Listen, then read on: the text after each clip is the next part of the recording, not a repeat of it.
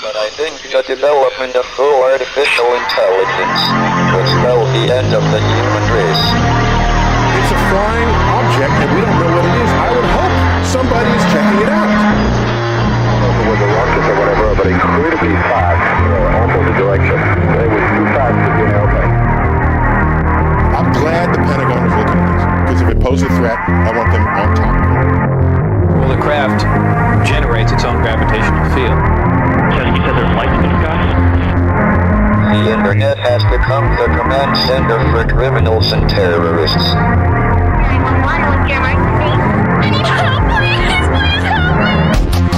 Aliens won't let it happen. You know, that's what we're instructed to say. Roswell, Area 51.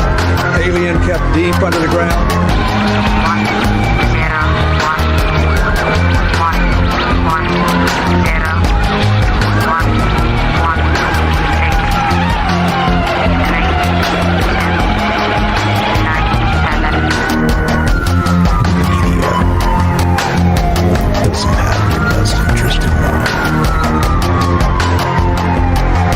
The government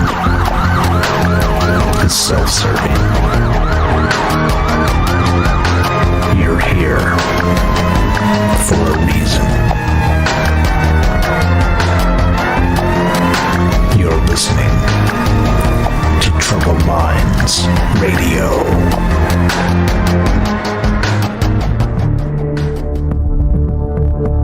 Broadcasting live from a secret bunker just off the extraterrestrial highway. Somewhere in the desert sands outside of Las Vegas. From somewhere in space-time, loosely labeled Generation X on planet Earth.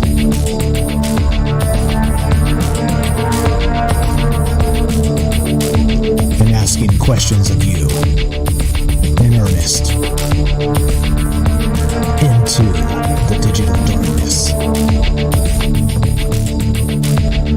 Good evening and welcome to Troubled Minds Radio. I'm your host, Michael Strange, and hello to all of you who may also have troubled minds. What's up, guys? This is the show where we get together and talk about all the things we're not allowed to talk about. You know what those things are. Aliens, conspiracy, the paranormal, the government, academia, the 24-hour news cycle, propaganda, and the general feeling that we live in the upside down. We do this show Monday through Thursday at 7 p.m. Pacific. We stream live on Facebook, YouTube, and DLive. We also broadcast live on the Fringe FM digital radio. That's KTLK-DB. And we take your phone calls. Since we started the show 3+ years ago, like I say, I like to say that because I'm very proud of what we put together in just such a short time here. Sometimes it takes people a decade to build something amazing, and with all of your help, I think we've cut that time by a third, and we've got something amazing here as part of a larger community and a larger discussion. And kind of like I said, I've said this before. As part of this show, it's more like the great conversation, right? That's the old way of putting this. It's not really about any of those particular things that I said in the intro there. It's about all of those things. It's about combining basically everything and having a different worldview than what the television tries to tell you, than what the mainstream media tries to feed you, than propaganda, basically, right? So, and you know, again, I'm from Generation X. I was an 80s kid, and spent a lot of time when I was young, you know, watching TV, like many people do, and still do. And as a result of that, I, really, it was lost on me, the propaganda that was happening back then in the 80s, which surely there was plenty, but there was no internet yet, right? We had not really come to fruition of the ridiculous levels of propaganda that we've hit today. And so that's really what this conversation is about, the larger conversation. And it includes all of those things, right? It includes like an unbelievable amount of things. And so, sometimes it is good old-fashioned conspiracy, and that's what's on deck tonight. That's what we're talking about. I'll get to that point in just a sec, but I know I digressed a little bit there. But I want to point out, being that this is a live show and the community we built is just not just me, it's you. If you're out there listening, then this, or even in an archive or any of the rest of this, if you show up live, we got a whole bunch of people show up to listen live. We have a whole bunch of people listen to archives and on YouTube and, actual things that have been up on the internet for a long time now. And it's amazing. It's amazing. And the reason we've always done this live in this format, even with all the wrinkles, all the warts, all the imperfections, the ums and the ahs and the weird pauses sometimes, is because an open conversation is the most valuable conversation, in my opinion. And I'd rather take a weird step or say the wrong word here or there and have it be a little bit strange. I am Michael Strange after all. Then have cut this down in like the lab, so to speak, and parse it to the perfect word. And so as a result of that, being live and imperfect, I invite you to the conversation, and that's really what this show is about. It's about a larger conversation about many things that I believe are important. Like incredibly important, and that's why I talk about them. That's why I pick the topics that we discuss. And yeah. So with that said, tonight I invite you to the conversation. And if you want to be part of the show, you can give us a call at 702-957-1037. That's 702-957-1037. And you can be part of the show. You can also join the Discord by going to troubledminds.org. It's the official website. Everything's back up and working, and I'm cleaning things up, and it's going to be the baddest ass website on the planet coming up soon. So if you haven't actually gone to the website yet, go to troubledminds.org, click the Discord link on top. You can be part of the show that way. The phone number is right there. Everything you need, troubledminds.org. We have another Discord running actually for Fringe FM. Go to thefringe.fm/chat or fringe.fm and just click the Discord banner, and it give you a direct invite. I'm watching all these chats. As we go, I'm trying to watch it all, trying to watch all the things and say hi to everybody and read the thoughtful things that you guys put in the chat, because, like I said, a conversation goes two ways. And for all the things I've learned, kind of looking into the propaganda state and a bunch of the censorship and all the UFO madness and the things we talk about, for all of that I've learned on my own doing this show, I've probably learned more from you guys. And so, once again, that's why we do this. That's why we've always done it this way. That's why we'll always do it live. No matter what happens, we'll find a way to do this live if eventually they come after us and try and take us down like, so many others. In any case, all right. So with all that said, 702-957-1037, troubledminds.org, click the Discord link and get your ass in here. Let's talk. All right. So here's the thing, right? I was going through a bunch of news, and like I always do, kind of getting an idea for the show tonight. And I was thinking, right, like first I saw there's some news on Reddit and some other stuff with these cat aliens, right? And I was like, what the hell is this? Come on, guys. We're like, really? Like feline cat alien? I don't know, right? Like at some point, well, I mean, many of the topics we talk about, you kind of have to suspend your disbelief anyway, right? Like we say a lot on this show, it's you have to take a hefty hit of the maybe juice to really even consider some of these possibilities.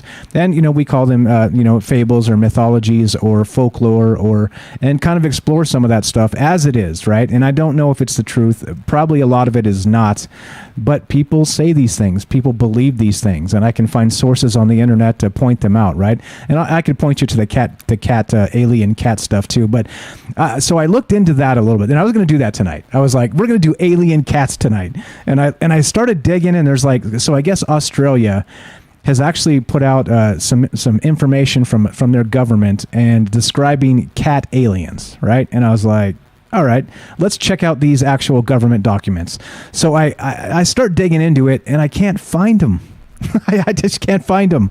There's everything I find traces back to one source, and the guy claims to have the actual, he's got screenshots or whatever, but I couldn't get the actual source itself to load.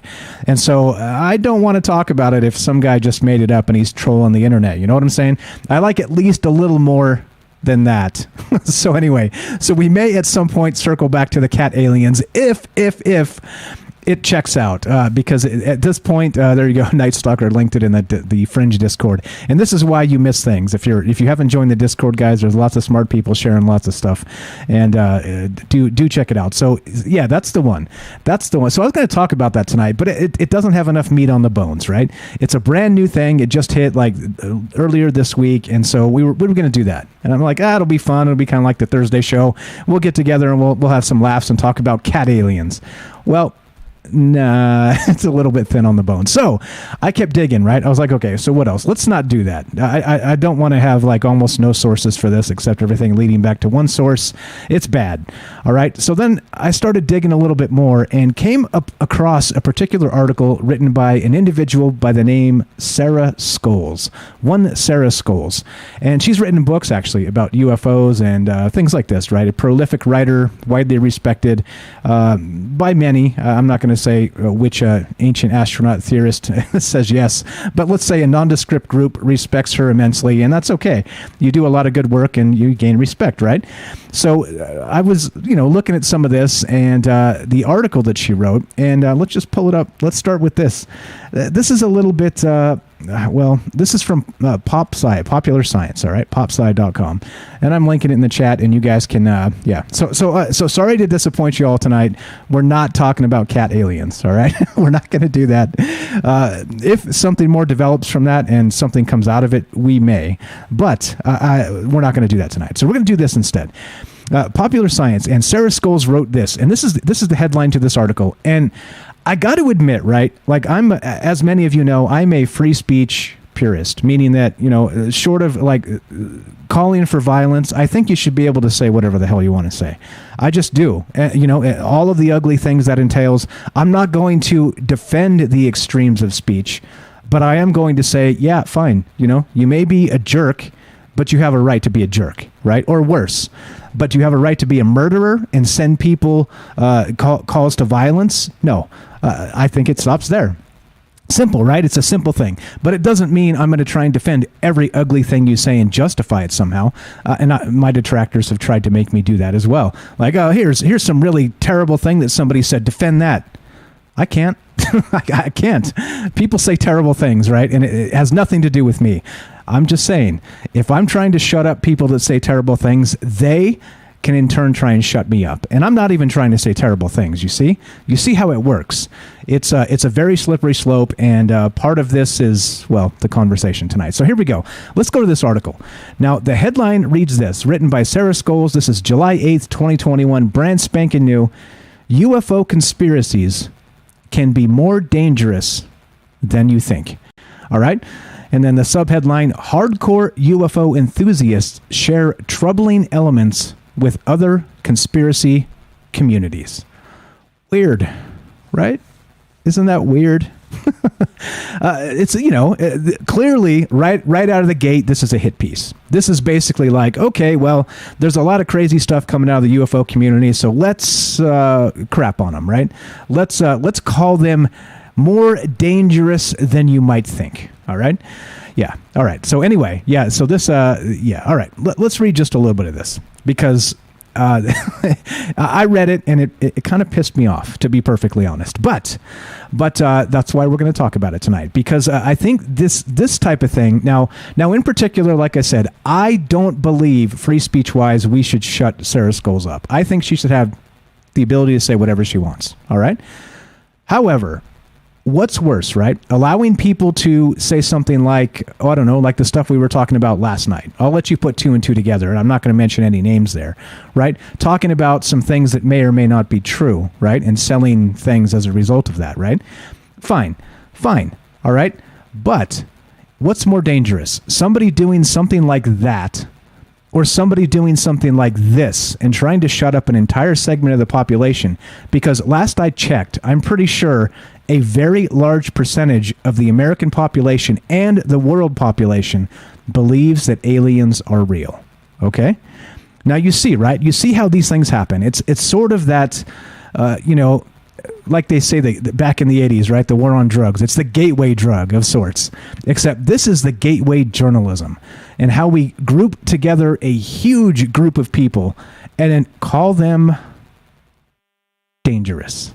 Well, let's not say that. How about more dangerous than you think? Just like it says in the headline. So let's just read some of this. And like I said, I know everybody who listens to this show. Everybody. Like you wouldn't be here if you weren't interested in the UFO conversation, in the conspiracy type conversation, right? In the paranormal, these types of conversations that we have. You wouldn't be here. All right?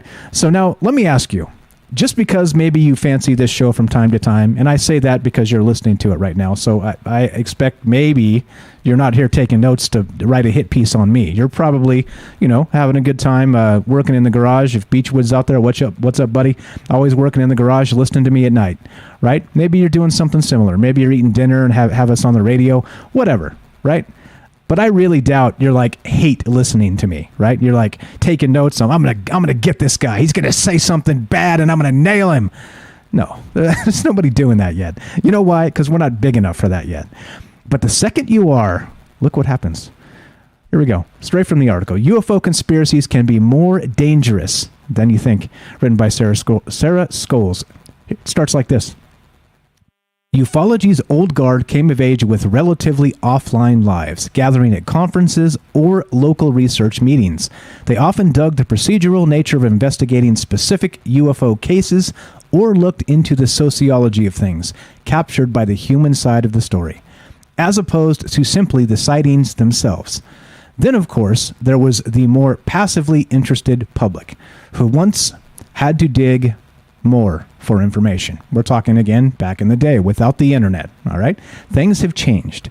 This continues. Quote, a joke I've heard is you're talking to an old UFO head who's 40 or 50 years old, and he says, quote, when I wanted to get conspiracy documents, I had to go find a weird guy in a trench coat in Times Square selling DVDs. Says Chris Cogswell, a co-host of the Mad Scientist podcast, a show examining the science, philosophy, and history of weird claims. Now, I just go to the History Channel, he says. Right? Okay, sure, fine. But because the History Channel is airing some of this stuff, and they are, I absolutely do not refute that. Right? Remember the premise of the article. Why UFO conspiracies can be more dangerous than you think. All right? So then this continues.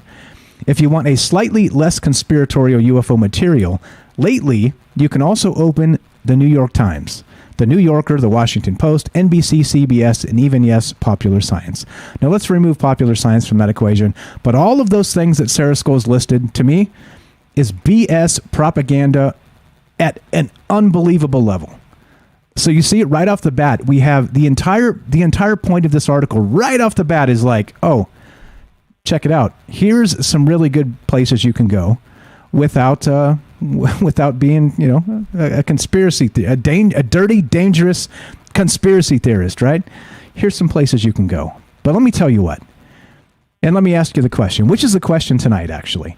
This is what's on my mind tonight. Now, if you have a conspiracy theory that's backed by the mainstream media, and I tell you what, there are many, uncountable even. The number is ridiculous because that's all they do. They lie by omission. They change critical details. They spin everything possible. They use fake pictures, misleading photographs. They do all of these things in the mainstream media, including the things the places she's describing as safe, less conspiratorial places. All right? Now, is that dangerous? Which part is dangerous? Which part is dangerous? So that's the question tonight.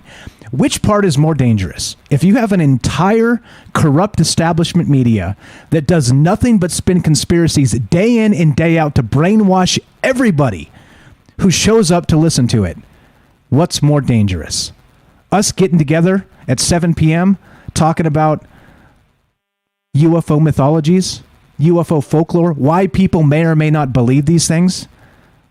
Or an entire establishment media lying to you to brainwash you with their own concocted conspiracy theories? What's more dangerous? Just as an example, just to throw it out there, that's the question on my mind tonight. And again, I don't want to shut anybody up. I think Sarah Scholes, Popular Science, they have the right to say these things. However, when you start trying to malign a huge section of the population as potentially dangerous, you're part of a lying establishment media. That's it. Because, yeah, right, think about it, right? Think about what dangerous UFO cults have happened recently, right? Think about it. Like, the only, like, actual dangerous, like, suicidal type, danger to society type cults, Jim Jones, right? I don't even think that was in my lifetime. Maybe it was, barely, right? Like, if it was, I was a baby. Now, the thing is this, right? Jim Jones, the Kool-Aid, Uganda, leaving the United States, the senator, the assassination attempt. We know the story, right? Yeah, that is a dangerous cult, right? Because people were trapped. People were reliant on these crazy people, all right? Now, what's another one? I didn't dig into this. I was like, let's just go off the top of our heads here. What else is a dangerous UFO cult that you've heard in recent times? The only one I could think of, the only one was that Heaven Gates thing. That's the only one. You remember that? With the UFO trailing the Hale-Bopp comet and that whole bit? You remember that? That's the only one. They committed suicide, right? And it was horrific and it's awful. But do you really think that was about UFOs at all? Do you think it was more widespread to be some sort of religious cult about maybe ascension or heaven or things like this? It was called Heaven's Gate after all. Now you tell me, like I said, and if I sound mad, I'm a little mad. I'm a little mad because when you do things like this, again, you're making huge accusations at a gigantic group of people, calling them potentially dangerous. And I always talk about how we change the definition of terrorist to suit the political climate, right? That is basically a terrorist. In actual dictionary terms, that's not what a terrorist is, right? That's not at all. I'm not going to look it up. You guys are smart enough to know what the actual definition is. But it's funny, right? It depends on who you ask. If you ask politically, the Trump administration, they'll tell you one thing's a terrorist. You ask the Biden administration, they'll tell you someone else entirely is a terrorist. And we've seen it. And it pisses me off. Because here we are playing political hot potato with huge chunks of the population that, let me tell you what, are probably not dangerous whatsoever. And I don't like it. I do not like it, and I think it's irresponsible, and that's what's on my mind tonight. And you tell me. Again, you guys tell me. You're interested in UFOs or you wouldn't be here. How dangerous do you feel as a result of that? Now, we'll get into some more of this article and talk about specifically what's going on and why this was written and, you know, some actual individuals that she pointed out. And, you know, and some of them are YouTubers, right? Some of them are just, you know, activists trying to be part of the UFO community and have speculative conversations like we do here. How dangerous do you think I am, guys? And how dangerous do you feel being here listening to what I'm saying? Are you kidding me? Really? No. See, but this show is not a big enough target yet. The second it is, though, and it starts to get people's attention on a wider scale, this is the type of terrible journalism that will come after us. And then we will get haters, writing down every word I say, dictating every single thing, recording it all. Ha ha. Gotcha, Michael Strange. I knew you were a terrorist. No, I'm sorry. I'm sorry. It is wrong. And there you go. That's what's on my mind tonight.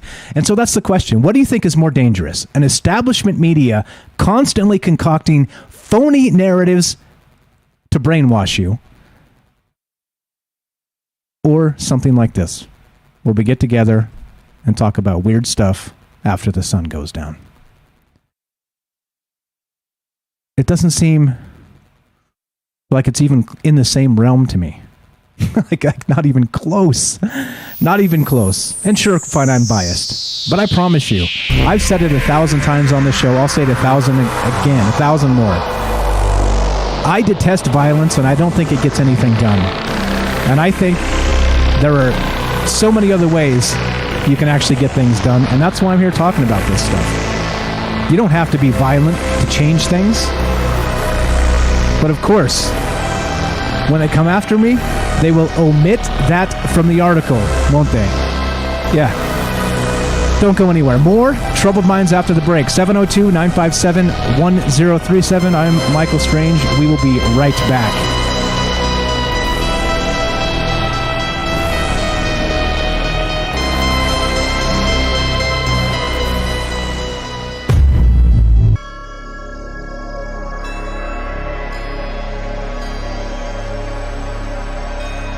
Welcome back to Troubled Minds Radio.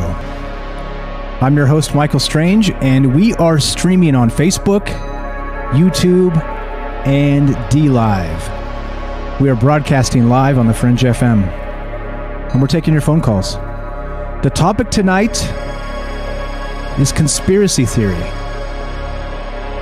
If you have a corrupt, lying dog media, who's more dangerous?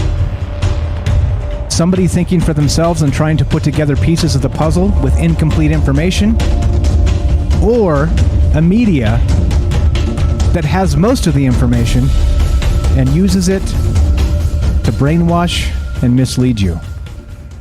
Interesting, right? Interesting thoughts here. And this is part of the entire media landscape now, right? The technocrats, the social media, the censorship. We're going to get to that. I've got some of that stuff we can talk about, as well as this article that we started with tonight. So that's what's on deck. Censorship. Dangerous, dirty conspiracy theorists. And my definition differs of a conspiracy theory. So anyway, before I get on another rant here, we have Daryl waiting on the phone, so I don't want to keep Daryl waiting any longer. We are taking your phone calls, as I mentioned. 702-957-1037. That's 702-957-1037. Go to troubledminds.org. You can find the Discord link and the phone number right on the website. Let's go to Daryl in New York. Welcome to the show, my friend. Ooh. How are you tonight? Hello. Ouch. I want you to know you're on my official speed dial in my phone, so you're on my permanent phone list, in my permanent phone book. Nice. It's so much easier that way. Nice. Yesterday's conspiracy theory is today's mainstream news, correct? That is correct. It seems to be happening. If science is complicity, then stupidity and ignorance is complicity. Who's responsible for, if we're aware, censorship. This is the biggest problem right now, that we're not hearing both sides of any story, that the mainstream media is still controlling the narrative, and we can't believe everything they're saying because we know they're lying. And I'm not going to beat a dead horse, I hope not, but this is pissing me off, and I just want to bring this up. But, the vaccine, can I just bring this up and I won't bring it up again? Yeah, please don't go too deep with some trigger words that'll get us in trouble. But yes, please go right ahead. All right, I'm just very upset because I've been listening to more and more cases of these young kids that are athletes that are getting myocarditis from the vaccine, and they're trying to deny this. This is pissing me off. They're not using the data to warn people. This is a crime against nature. Now, are we, the people that are aware of this stuff, are we any bit responsible for not making more people aware? No, are we going to be blamed, or who's going to be blamed in the long run?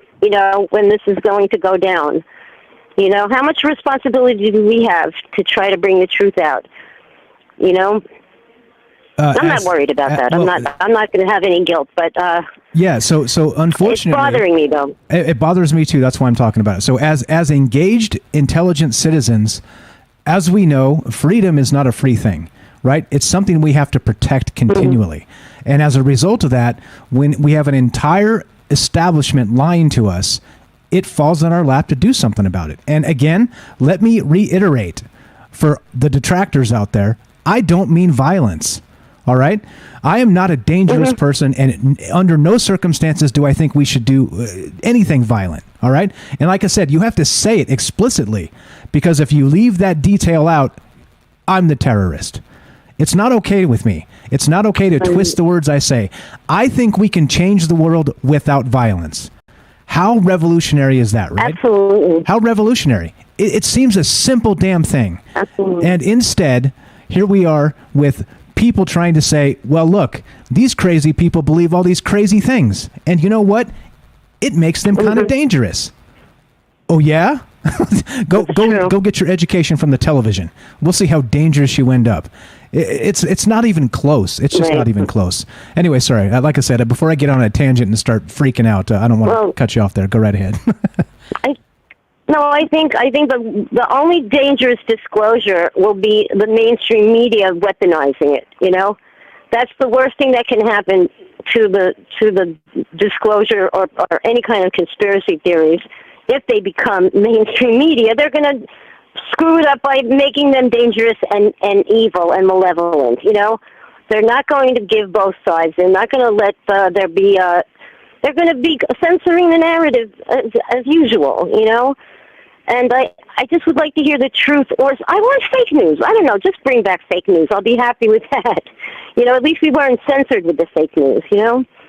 And yesterday's fake news is today's truth. So, you know, is conspiracy theories fake news now? You know? Not if you go by the past year. So, exactly. Not if you go by the past year. Things have developed in a crazy manner. All the things that we said, and again, I'm on record with Ash a year ago, more than a year ago, almost a year and 6 months ago, saying that all these things were going to happen. And back then, we were the extremists, right? Like, again, the reach of the show wasn't enough. Exactly. Like I said, you don't get anybody's attention until you have a loud enough voice, a big enough audience. And then people start lining up to take you down because they don't want people getting together. They don't want people discussing these things and actually parsing the lies they tell. Because I'll tell you what, they're lying to us like crazy. Like crazy. And when I say they, I mean a lying, corrupt establishment. That's who's lying to us. And of course... The only time... Go ahead. Yeah, go ahead. No, I was saying the only time they're telling the truth is when they're swearing they're lying. You know? Right. That's the only time you can believe them. If they swear they're lying. Yeah. Like, how do you know they're lying? Their lips are moving, right? It's like that sort of situation. And so what do you expect? To be perfectly honest, if we can't get real news anymore and it's all just a bunch of BS, what are we supposed to do? Like are we not supposed to try and figure out what's going on? Does the mainstream media realize that they've been duped this long? Suddenly they're going to be realizing that they've been being fed a line of BS, and they've been, you know, forcing this narrative down their throats. I think eventually, God, isn't the truth ever going to come out, you know, everywhere? It's got to. We can't be controlled 1,000%. The truth has to come out. I'm just hoping, you know, with enough of us around, I'm just hoping that somehow the truth will come out. I don't know. I can't even watch the mainstream media. I don't even want to. As soon as I hear it on mainstream media, I can't believe it. You know, I'm like, that must be a lie. You know, Yeah, I'm exactly. afraid to hear it there. That's the point. You know, they're lying to us daily. Yeah. Yeah. And almost everything, too. Almost everything. If it's like prime time, notice, too, right? So like Fox News or CNN, like just pick your poison. It doesn't matter. But in the daytime, right, they do more of like kind of benign news stories. They'll talk finance and things like this. But prime time, when they have eyeballs on them, the propagandists come out. And that's when the lies start flying. I mean, it's so predictable. Like if you know a particular person is speaking, they're lying. It's just, you know, right? But there's so many people that don't know because they think those are the authority figures that are telling us from their sources, right? They're anonymous sources, that whole bit again. As you know, that's the whole reason of this show, why we started this, to have more of a conversation with people like you, Daryl, with all the people out there in the chat, with everybody getting together and being able to say, hey, look, is this real or is this not? Now, is that dangerous, asking that question? I don't think so at all. I think it's responsible. No. It's the opposite of dangerous. It shouldn't be. No. Asking questions shouldn't be dangerous, you know. But it's what the responses are. I mean, what kind of lies they're feeding us. I keep reading every time I'm reading something new, the more and more of these outbreaks of COVID are among the people that are vaccinated. Why would we need a vaccine to go anywhere if all of the people that are vaccinated are getting sick? You know? They're all getting COVID. It's not even preventing it. What the hell is going on?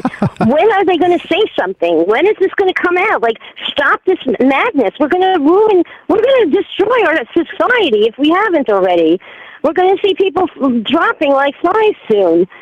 You know, how many people have to die first before they'll stop this craziness, you know? Well, regarding the people dying, I'm going to back off the people dying because I don't want to say that because they'll call me a terrorist, right? But this is the thing, right? Just keep in mind the terms of the past year and a half, all right? First, it was 2 weeks to flatten the curve, and we're a year and a half into that. right? And then finally they peeled back some of this. At first it was like, well, you got to get the shot. And now it's like, well, now you got to get this one and that one and the other one, and it might protect you from the Delta variant, right? And then they're like, oh, by the way, and also you'll need one every 12 months as a booster. Oh, okay. Well, how come nothing you told us was true from the beginning? Like, that's what I want to know. How come none of it was true? I mean, we're digressing a little bit, kind of going off on that stuff, but it's all relevant here. It's all relevant to exactly what we're talking about. The media is lying to us constantly. And so we're supposed to try and figure out what the truth is.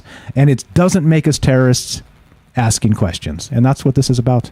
That's what this is about. We got to run, Daryl, because I got more stuff to get to. So final thought while we got you on the phone? No problem. Thanks for taking the call. I'll talk to you later. Okay. Thanks, Mike. Thank you, Daryl. I appreciate that. That's Daryl from New York. Great stuff, as always.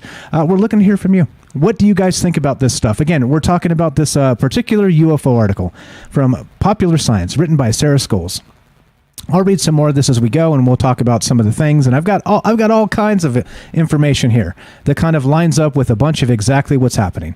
What we have is people backing up the establishment at the expense of, quote, fringe groups. All right, that's what's happening here. They're whatever it is. I don't know. Maybe they're just being contentious, being provocative, being obtuse. Let's say. Just for clicks, right? Because they know people like me will be like, what the hell? Right? And people like you will be like, what is this? Who knows? I don't know. I can't speak for other people, but I do know that things like this are not healthy. Like literally trying to collect huge groups of people data-wise and then try and parse them down to the dangerous ones is a dangerous concoction. Because you're just creating a new breed of terrorist, right? And now we're going to be the UFO terrorist. It's stupid. It's silly. Like, yeah, fine, right? Like, my point was, I made a point on Twitter a little bit earlier about this, and they were coming after UFO Jesus in this article, which we'll get to. You guys know UFO Jesus at Post Disclosure World. I poke fun at the guy, right? It's part of doing this. It's like people can poke fun at me too. It's fine. But to use him as an example of somebody who may be dangerous... Are you kidding me?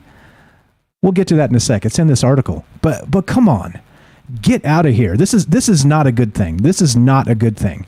Because look, right? If you want to play contrarian to this thought, can't you say that defending a lying media with something like this by punching down at smaller groups is dangerous? You can do the same thing, couldn't you?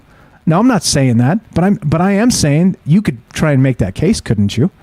I think it's an irresponsible case to make, against an individual like this, which I'm not going to, and I'm not, by the way. But you understand. Anyway, let's get back to this article. We're taking your phone calls tonight. What do you think about this? Like, usually the mainstream media, it's a given, right? It's a given that it's BS. It's a given that they're lying to us, and it gets worse and worse every single day. There's no doubt about it. It's literally so well documented. It's an avalanche of evidence. It just is. That's why it's a post-truth world. And that's why we do a show like this. I'm not telling you the answers. I honestly, I don't care what conclusion you come to. As long as, number one, you don't become violent. Don't do that. And number two, you think for yourself. That's it. That is it. That's my whole agenda. I don't care. You decide. How dangerous is that? Anyway, let's get back to this. We're taking your phone calls tonight. What do you think about the mainstream media? What do you think about the way they've treated this UFO conversation? And now we have people accusing the UFO community, well, of course, in small groups, right? It's very much like that, like I always say, with the ancient astronaut theorists, right? Notice how once you say a particular group of people, it's a nondescript, non-specific group of people, right? You're able to say, ancient astronaut theorists say yes. You understand? So who is that? Like who's part of that group, right? Maybe you've watched some of the show, or you've dabbled in it, or you've done some research on the Anunnaki and read the Zachariah Sitchin stuff. Stitchin, I think it is. Yeah. I mean, what does that make you? Dangerous? maybe. Anyway, we're taking your phone call. 702-957-1037. That's 702-957-1037. And we're talking about a dishonest media. And who's dangerous? Who's more dangerous, right? Somebody trying to figure it out on their own and trying to find like-minded people and ask these same questions, or the media itself, who's constantly lying to us. Let's go back to this article. I also want to point this out. There's a couple things in here, like I said, that are pretty pointed. So let's keep trucking here. So, all right. Most people's interest remains casual, straight from the article, from Popular Science, written by Sarah Scholes. But underneath, there exists a harder core segment whose thoughts and actions around the topic include the troubling elements of other conspiracy communities. This is where it gets dangerous. UFO belief may seem like the fun conspiracy. Who doesn't, after all, like to contemplate aliens or secret advanced technology? But knock-on effects nevertheless exist. Quote, I think it's very difficult to imagine that UFOs are a reality without also thinking there is a conspiracy to cover them up, says Mick West, an author and skeptic who runs the forum Metabunk. Quote, he continues, if you believe anything extreme that involves a government cover-up, it makes it easy to believe the government stole the election or is covering up a vaccine. Oh, thanks, Mick West. Oh, weird. One of those things we're not even allowed to talk about. And if it's so dangerous or so untrue, why aren't we allowed to talk about it? I ponder. Just as a question. I'm curious about that. So anyway, this continues. At the same time, though, UFOs represent a special sort of conspiracy because most Americans grow up with a common narrative. If you haven't seen the X-Files, you've seen E.T. If you haven't seen E.T., you've listened to your friend's stories about the weird light she saw. Quote, lots of conspiracy theories you get red-pilled into. You're waking up into a world you didn't know existed, says Mick West, referring to the red pill in the Matrix that shows Neo the true nature of reality. But, he continues, everybody grows up knowing about UFOs and the ideas of flying saucers. The red pilling doesn't require very much. It's more like a pink pill, he quips. Yeah, For a lot of people, that pink pill is a personal experience. The article continues, it's them being on a dark country road and seeing a black triangle, says West. That personal connection, West believes, is part of why UFO conspiracists can be so intense. Compared to even 9/11 truthers, UFO folks are the most passionate people out there. Passion. Oh, passion. The sin of passion. How dare you? How dare we? How dare I have a conversation that clearly has been part of a cover-up for over 70 years? And I'm pretty sure that's irrefutable. Odd that you say, well, if you believe in UFOs at all or are interested in the conversation, you have to also believe in a government cover-up. Well, who doesn't? I mean, there's things that are obvious and there's things that aren't, right? And again, I'm pointing out the obvious here. Project Blue Book, tons and tons of FOIA documents.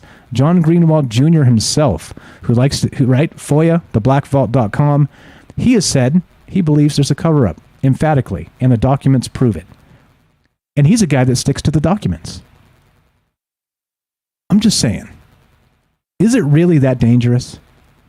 Is it really unbelievable that the government covers things up, especially something so central to like a national security state? Is that so difficult to believe?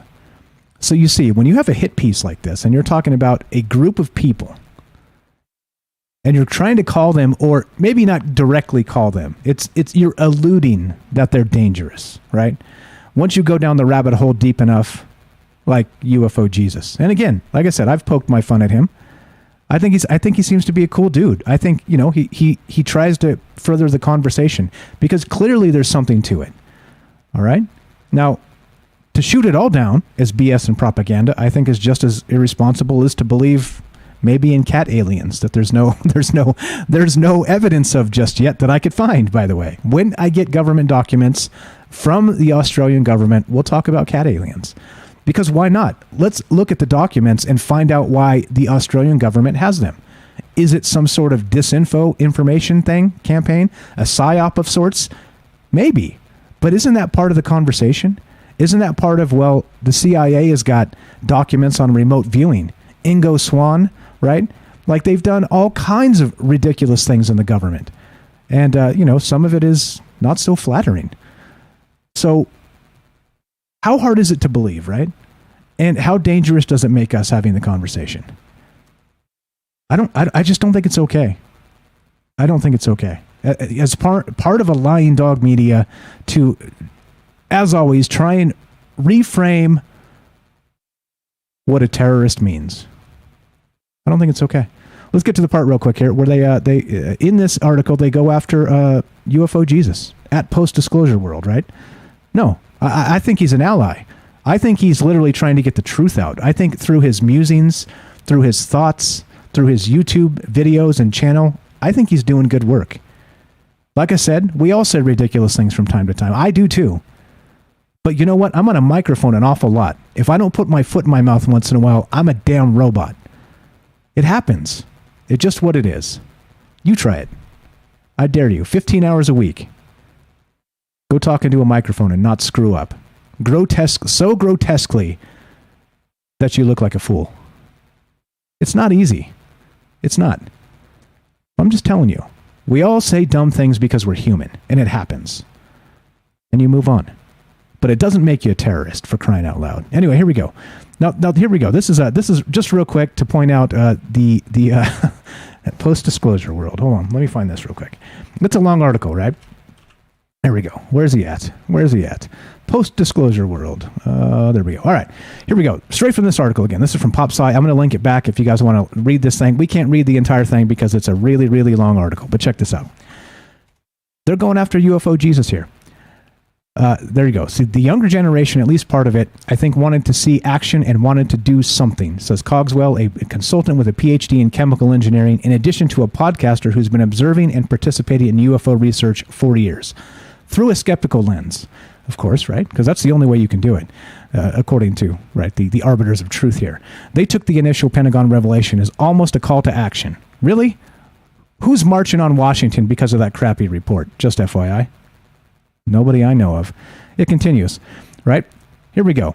Today, the UFO subreddit has 437,000 followers, but chatter also tends to spread through other social media where enthusiasts gather using hashtags like UFO Twitter, around 2,500 tweets per day in June, and in group DMs, Discord servers, and Facebook groups.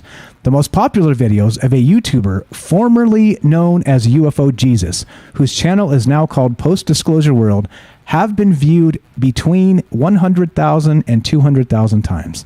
The number one is called Aliens Warn Government, Disclose Truth About UFOs or Else. So what's going on with this? Like I said, I don't think UFO Jesus is dangerous at all. If you don't know who he is, I'll link to his channel. I think he's trying to move the conversation forward, and I think it's not unreasonable to expect that there has been a cover-up of UFOs. But let me ask you the question. Does that make me a terrorist for thinking it? And does that make you a terrorist for listening to me talk about it on the radio and joining in the conversation? I don't think so. As a matter of fact, I entirely reject that notion. If I've said something else that is specific that you could cite to maybe call me a terrorist, fine. That's a different conversation, is it not? But in general terms, no. I think it's unacceptable, and I think that pieces like this, well, should end up in the trash can. All right, we got a phone call we're going to take in just a sec. 702-957-1037. This is Troubled Minds. I'm Michael Strange. Don't go anywhere. More conversation about a dishonest media, UFOs, and you after the break. We'll be right back.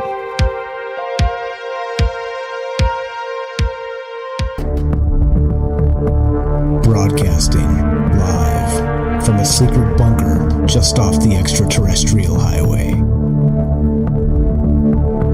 Somewhere in the desert sands outside of Las Vegas. From somewhere in space-time, loosely labeled Generation X on planet Earth.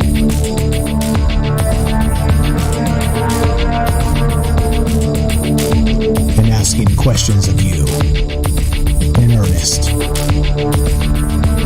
into the digital darkness. Good evening and welcome to Troubled Minds Radio. I'm your host, Michael Strange, and this is the show where we talk about all the things we're not allowed to talk about. So you know what they are? Aliens, conspiracy, the paranormal, the government, academia, the 24-hour news cycle, propaganda, and the general feeling that we live in the upside down. We got a call on deck, so we're going to cut this short and get right to it. You guys know the drill. We're talking about propaganda tonight. And not just propaganda, we're talking about how people are basically allowed to malign particular groups and call them dangerous. And as I say, as the political wind changes, the definition of terrorist also changes. And I don't like it. I don't like how a lying media gets to dictate who is that, and then the complicit government goes along with it as part of an actual conspiracy, if you can believe that. Makes me dangerous thinking that, right? No. No, not at all. Anyway, sorry to keep you waiting, Robert. Let's go to Robert. What's up, Robert? You're on Trouble Minds with Mike. Thank you for waiting. How are you, my friend? Fine. This may be a longer conversation than I've ever had when calling into your show. Sure, go right ahead. You just hit my sweet spot with this. Tonight. Nice. Let's not forget that conspiracy theory was coined by the CIA right after the Kennedy assassination to tamp down on any criticisms of the Warren Report. All right, and everything since that goes against what the government wants to do, or our military-industrial complex wants to do, has been branded conspiracy theory since. Any contradictions? All right, I just had the news on the background this morning, the cable news. All right, while I was doing some work, and it was disgusting.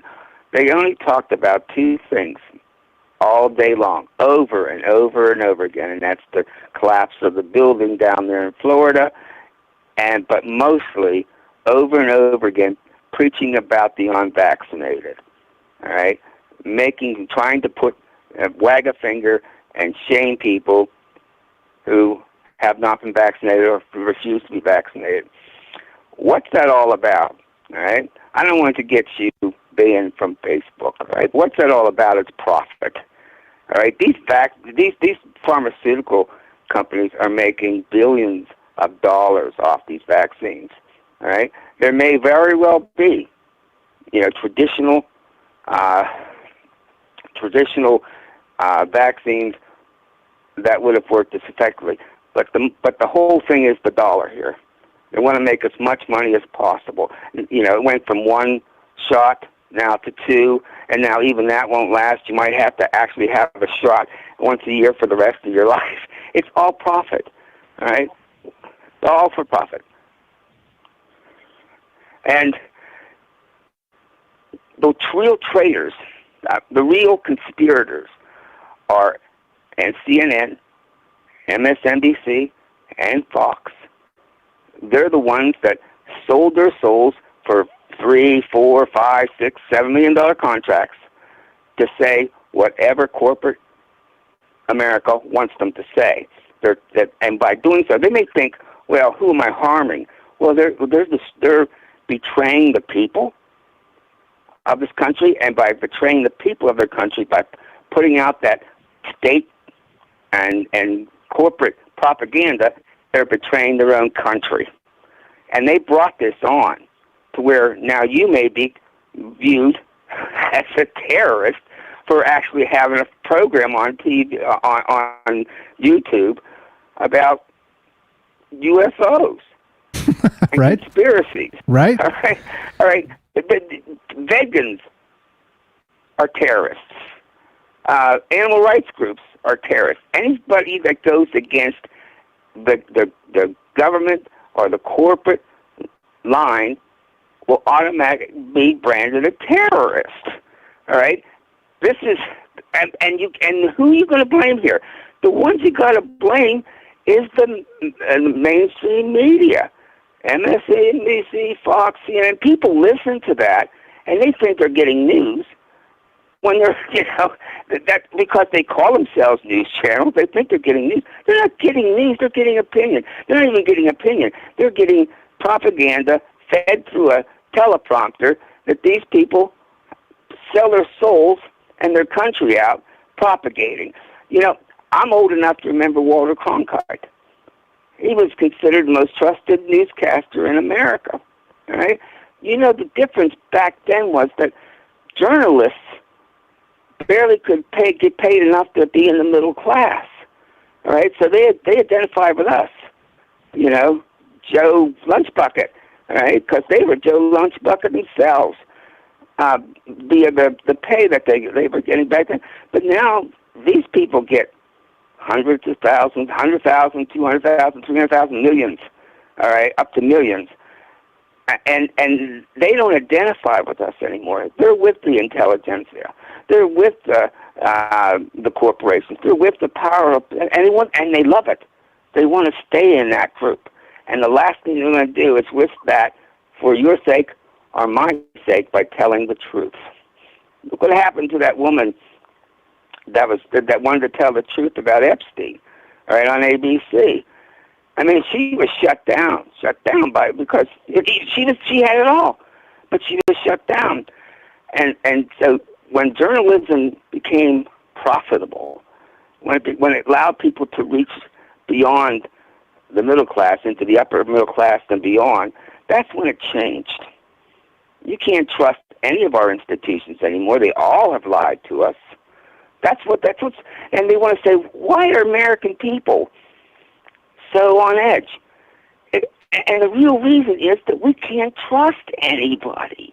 We can't trust any of our institutions, and we can't trust that the drug that the Food and Drug Administration approves isn't going to poison us. We can't trust that when we eat our food that we aren't being poisoned because the FDA approves a chemical to treat crops, that's poisonous. They know it, but they don't care because the corporations are their constituents. It's which is glyphosate, right? You're talking about glyphosate? I think that's what it's called. Monsanto's been sued, and they've been in a court to pay out a $2 billion judgment against them. Yeah. But it's the same. That's a spit in the bucket to that company. All right. And look what happened in 2008. All right. Who got bailed? The banks get trillions of dollars of our tax money. Yeah. Our tax money. Yeah. All right. And hundreds of thousands of people were thrown out of their homes. They didn't come to help us. No. All right. No. No. And they weren't thrown in jail. If they catch you in a state where it's not legal with a little toot of marijuana, you're going to jail. But these guys can rob for trillions of dollars, and they get a little fine, which is just the cost of business to them, and nobody goes to jail. We go to jail. We go to jail. Not them. We go to jail. For far less. This is what's happened. From not stealing from anybody. Yeah, go ahead. Sorry. I'm sorry. What? For far less. For not even stealing from anybody, we can go to jail. but anyway, go ahead. Go ahead. And they propagandize us saying, ooh, socialism. All right. I get a Social Security check. That's socialism. But the point is, what that socialism really is. All that is the tax money starts coming back to us in services from the government instead of lining the pockets of people so rich they couldn't spend their money in 100 lifetimes. Why shouldn't we get what we pay in taxes back to us in some form of services? It makes us. That's why our roads and bridges are collapsing. All right, that's what our money's supposed to be for, and we don't get that. It goes to these greedy, sociopathic, evil monsters. That's what's happening. Yeah, and that's why everybody's packing a gun. Yeah, and everybody hates each other. Yeah, the whole country is suspicious of everybody else. It's because we've lost trust in our own government. And whose fault is that? And our own government has not done a thing to improve that. All it's done is put its mouthpieces into the onto the cable news networks and in the New York Times and in and in the Washington Post. They put their mouthpieces there to cover for them. And we're supposed to, and we're looking around. You know what? I get my news off the internet. I know who I can trust when I need to know the truth about something. And I'm watching you right now on YouTube. All right? I know who I can trust. All right? Thank you. That's nice. It's just, I'm probably going off on quite a tangent here. It's okay. It's okay. This is why people are packing. These are why people are loading up on guns and walk around with guns, not because they hate their neighbor. They don't know what they hate. They don't know what they like. The whole propaganda and the whole atmosphere in this country with the propaganda and the selling us out for profit has just made people crazy. They don't know what to do. Exactly right. I mean, I'm fine. Yeah, I'm fine because I can see all this. Well, I can see all this, so it all makes sense to me what's going on. But a lot of people don't know that's all going on. They're turning into MSNBC, and they want to hear Rachel Maddow do more about Trump and Russia. Still. They really did. How many damn years later? Yeah. They went 2 or 3 years. Yeah. They went 2 to 3 years on the Russia, Trump and Putin, Russia deal. All right, that there was no evidence of it. All fell through, and people do. A lot of people woke up and said, there's something. They recognizing it now. All right, and that's why internet, the streaming on internet by independents like yourself are grabbing viewers, because that's where we have to turn to get some kind of truth about what's going on. And not only that, the funny part is I'm not even offering anybody truth. I'm just saying, think for yourself. You know what I mean? Like that's the most embarrassing part but here. You're not offering anybody lies. Yeah, that's true. Hopefully, other people see it differently, but that's true. I'm not trying to lie to you either, which is a big step in the right direction, right? I don't know. Anyway, so right. we digress here. I appreciate your thoughts tonight. Anything else while we got you on the phone, my friend? I got more stuff to get to. Oh, well, I'm fine. I just wanted to put this across. I'm sure that a lot of your people, a lot of your viewers know where I'm coming from just because they feel it themselves. Absolutely. And you were spot on. You were spot on. Thanks for the call, Robert. We'll talk to you soon. That's Robert Arend. He's got a book on Amazon, by the way, the Robert Collection, Stories of a Fractured Mind. Check it out, guys. I've got a copy of that. Pretty good stuff in there. He was kind enough to send me a copy, so I'd like to send the word out once in a while to let everybody know that that's the man we're talking to. So, all right, now this is the thing, right? This is exactly what we're talking about. Now here's this is from the Night Stalker in the chat. And this is good, so I got to read it. He says, my nightmare virus scenario is that the last 18 months was just for the entire world to lose the trust of the government, so they can hit us with the real lethal quelling virus and blame the mutation/variant on conspiracy theorists for not getting the backs, while simultaneously getting rid of free thinkers. So basically, the elites extract all the wealth from the system, then hit us with the Georgia Guidestone Plan. They make a point to always toss in the blood-drinking reptilian theories and Q every time they mention conspiracies. And that's exactly where I'm going with this, is that the establishment protects itself. I've always said this, and it's a thing, all right? And so as a result, people that are locked into that world, they need an enemy, right? It's very much like 1984. Emmanuel Goldstein, right? Like, it's even unclear in Orwell's 1984 if Emmanuel Goldstein is even alive anymore or really exists. But it doesn't matter, does it? As long as you have somebody to hate, that's the goal. That's the goal of the media. And unfortunately, again, right, the conspiracies, here's the conspiracies, Operation Mockingbird, Project Mockingbird. Go look them up. If you don't believe me, go look them up. And you know, the detractors will say, "Oh, come on, Michael Strange, that ended in the 60s." Are you kidding me? Do you not watch the news? Of course it didn't. They may have changed the name. It may be called something else now, but that didn't end. Well, it's well known that Anderson Cooper was an intern for the CIA way back. CIA. That's what I meant to say. If I didn't say that, it comes out weird sometimes. Funny, right? You think a thought and it comes out of your mouth strangely. Anyway, all right, that's what we're talking about here. Now this is right. All right, back to this article here, and there's more, right? There's a ton more. So you know, like I said, I don't even do a ton of watching UFO Jesus and his videos, right?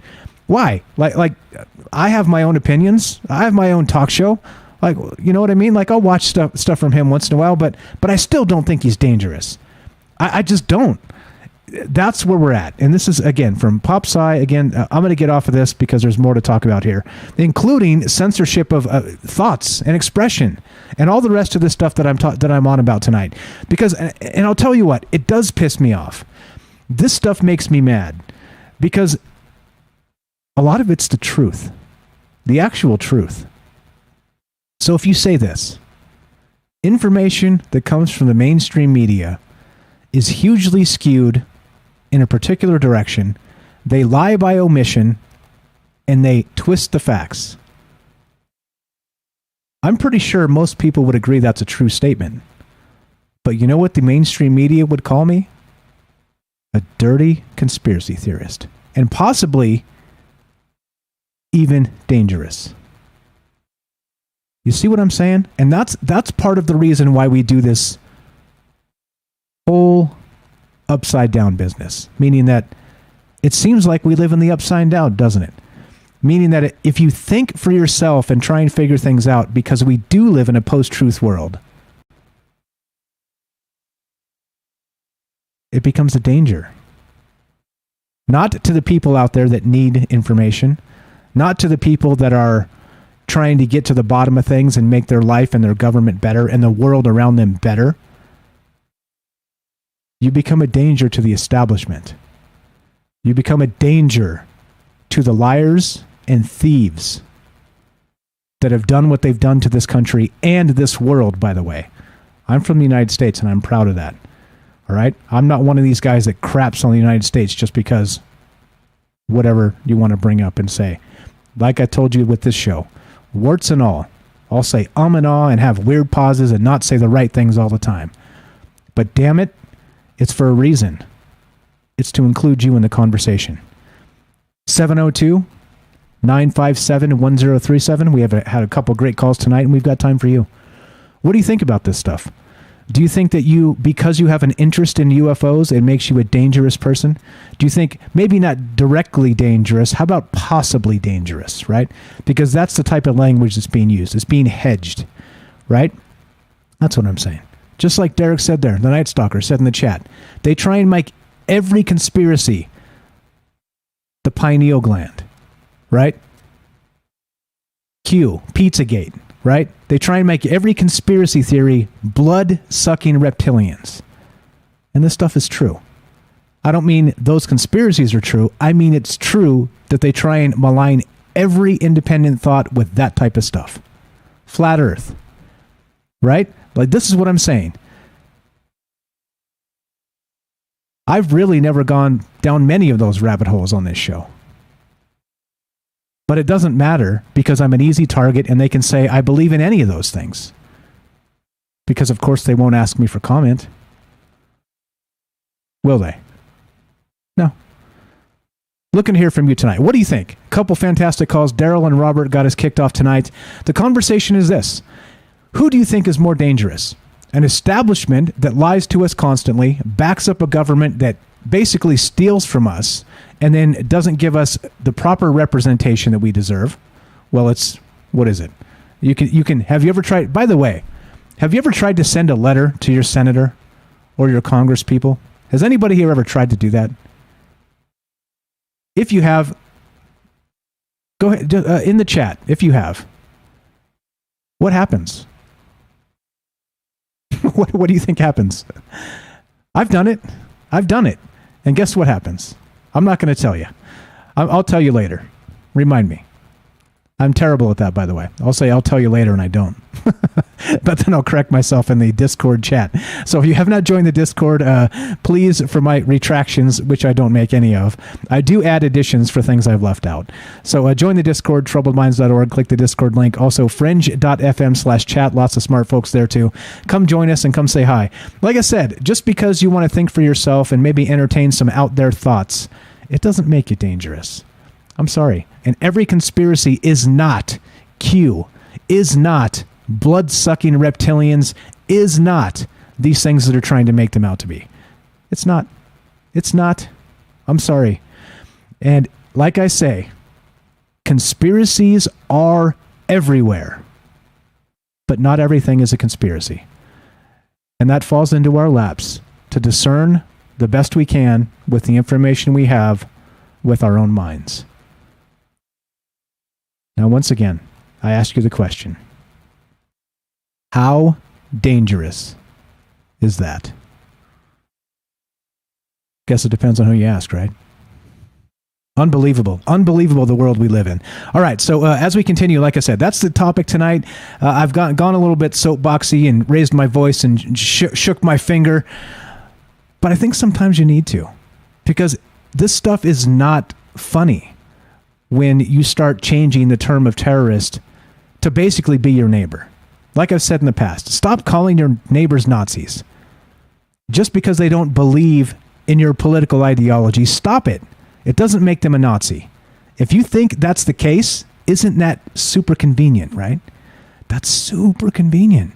That politically, you're correct and the opposition is a Nazi. How convenient is that? It's so binary and so easy. I'm right and they are wrong. You see what's going on there? It's obvious. If you think about it, it's just so incredibly grotesquely obvious, and here we are anyway. All right, so we're taking your phone calls. I'm a little bit rambly, soapboxy tonight, but it's okay. I'm allowed, right? Am I allowed and not a terrorist as a result? This is Troubled Minds. I'm Michael Strange. We're talking about conspiracy theory. We're talking about UFOs, and we're talking about thinking for yourself, most importantly. And how dangerous is that? That's the topic tonight. If you want to be part of the show, 702-957-1037. That's 702-957-1037. More Troubled Minds after the break. Don't go anywhere.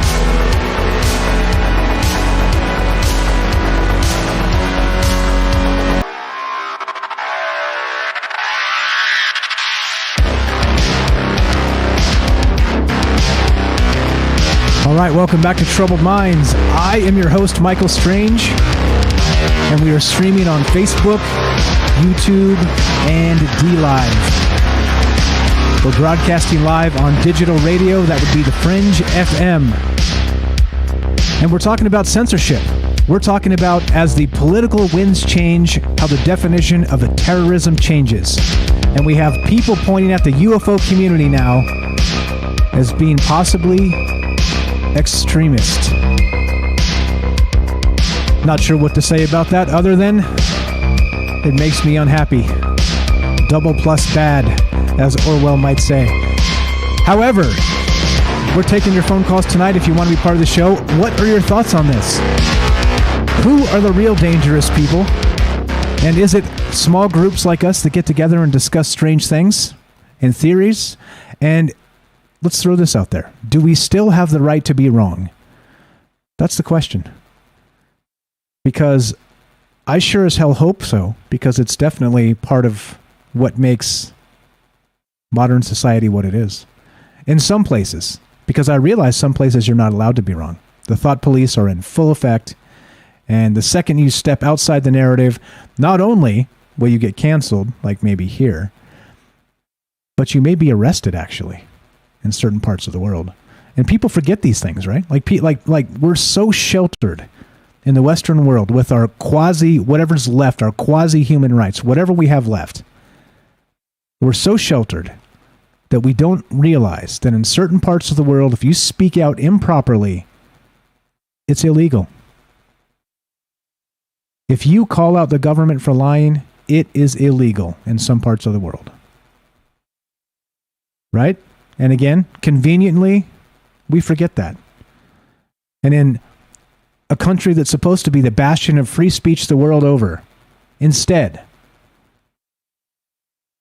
we try and call everybody terrorists or Nazis. You see what's going on here? It has nothing to do with any of those things. And it has everything to do with a corporate-owned government and media complex that would use our own money against us. And now I ask you one more time. Is this dangerous, what we're doing tonight? We get together a few nights a week and talk about UFOs, or we talk about the media and the things they say. So dangerous, right? Yeah, no, it's not. Go back. I've got archives, years worth of archives. And not one time have I ever said, let's storm the Capitol. Not once. Not one time have I ever said, you got to break a couple eggs to make an omelet. Right? Never have I ever implied violence of any sort. And I've even denounced it over and over and over because I believe things can change without any of that. But it depends on people that care. It depends on people that understand that concept. It depends on not bowing to a mob who would slander you, create a binary straw man out of the things you're trying to say, and basically divide and conquer. That's what this is about. We got more I'm going to get to in just a sec, because Facebook has, they've done some things. We're going to get to that in just a sec. We got a phone call coming in. If you want to be part of the show, that's, again, like I said, some nights I get a little passionate and rambly and raise my fist and point my finger and stuff, but it's okay, right?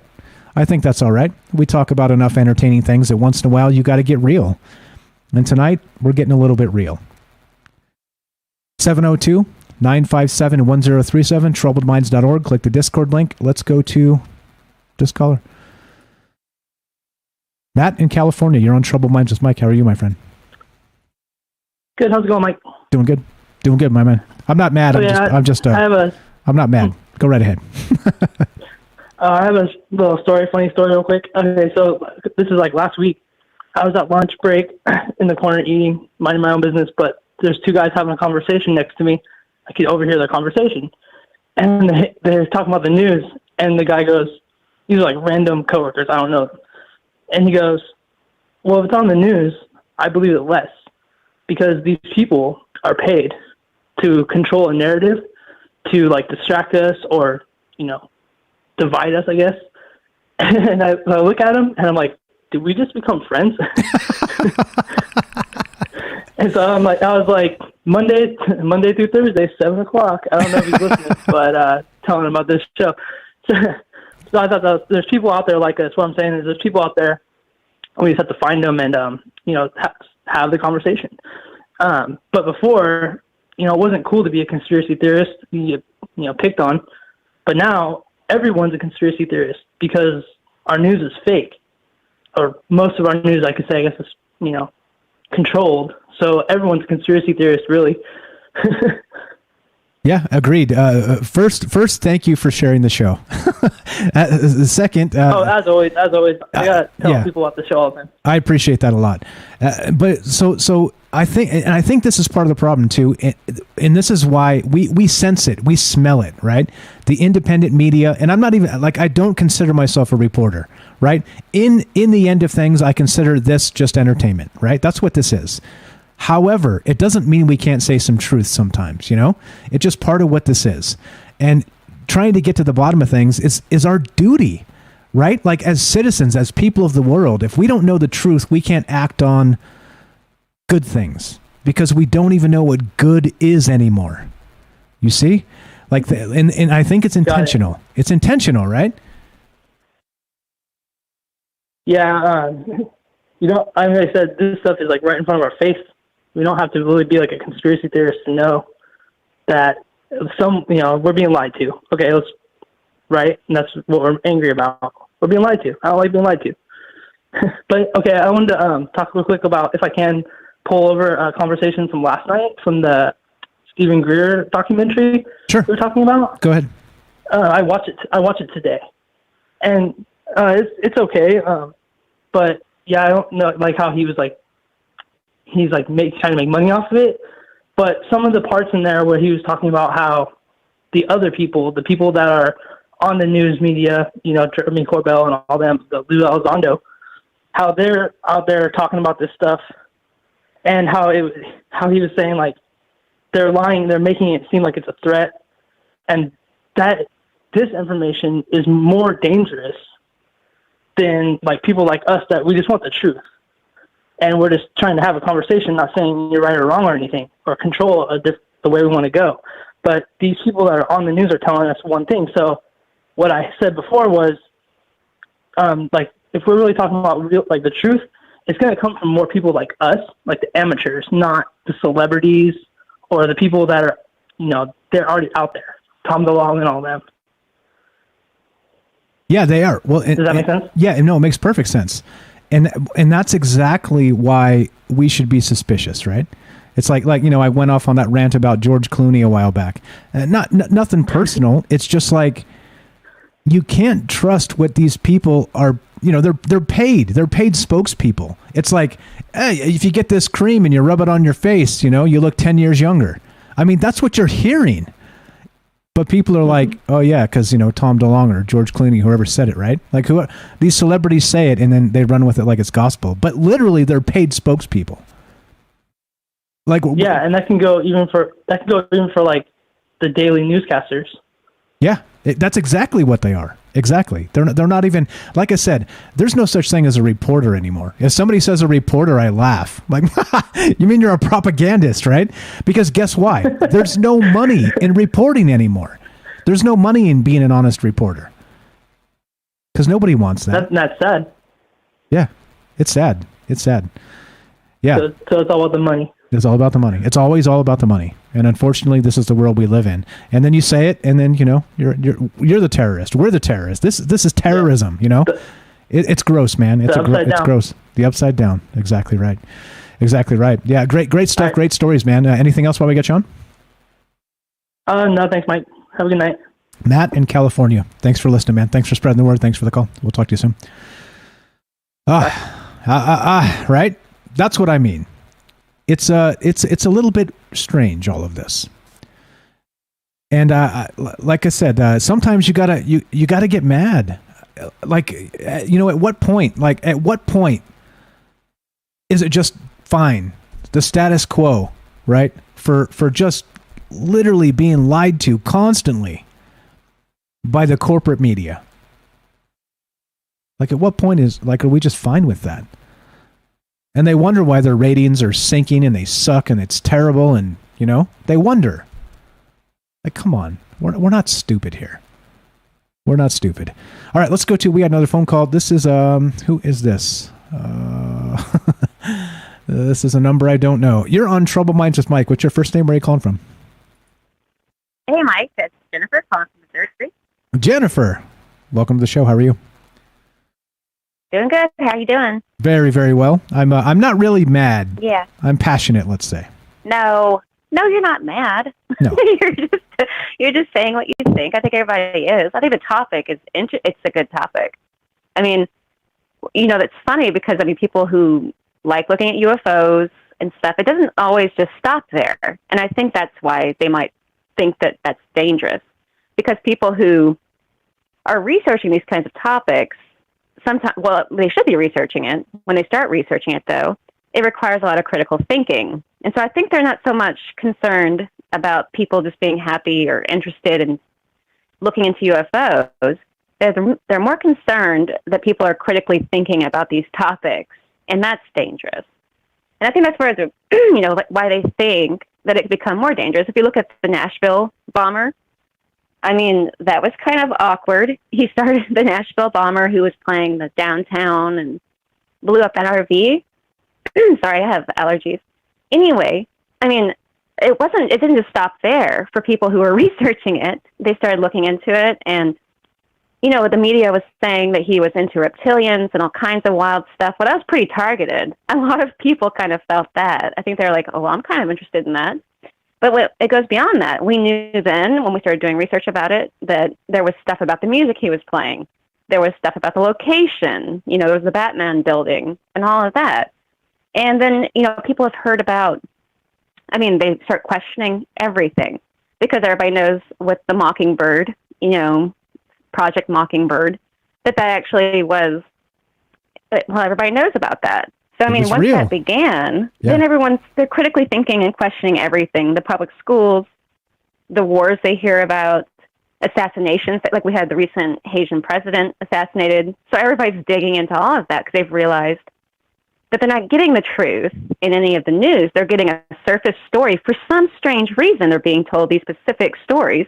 So you're questioning everything you watch in the news all the time. And you don't trust them because they've already lied over and over again. And people just keep finding it all the time because they're looking for it.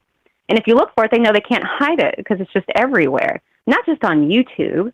People aren't researching, these people who are critically thinking about these topics, they're not just going onto YouTube and being spoon-fed information. They're looking at etymology, calendars, time, different events throughout history. They're going back into these different people's lives sometimes, different politicians and where they come from. So it doesn't just stop there. So they know that people are constantly digging, that there are some people, quite a few people it seems, that now question absolutely everything. They're told. And since they're that's what's dangerous, because they're not just taking not the first layer, the second layer, the third layer. They're digging into the, as deep as they can find, all the information they can find. And that's why they're dangerous, because there's no telling what kind of conclusions they will draw. And once they realize, they may be concerned that what if these people should reach some kind of, mass and then I don't know. I think that's why. I think that critical thinking, the way that these people are thinking, that they see that as dangerous because they're no longer just taking the narrative. And people who have too much time on their hands that work from home, for example, like myself, there's plenty of time to look at too much stuff. Yeah. So a lot of these people are the kind of people that they may think of as being dangerous and sometimes they talk about it and they tell other people that stuff. And then there's no telling what those people will think.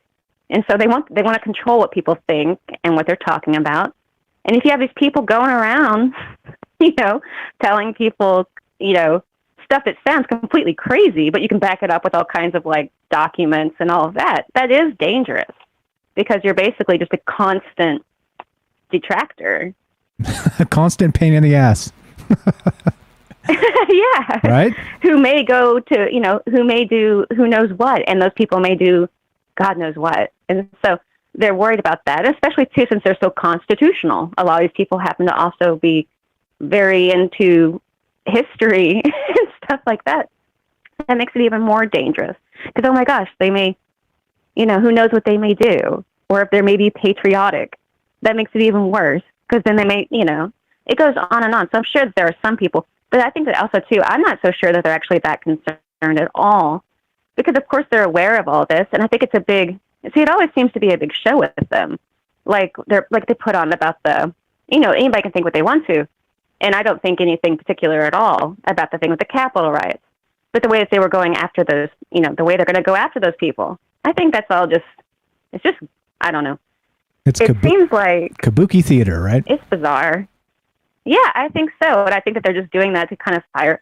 They have a big, everyone thinks this too. I think this may be like a theme, that there's a bigger thing going on, a bigger thing. Because it seems to be that way. And one thing seems to lead to another thing. And it's like a puzzle that you're constantly trying to put together.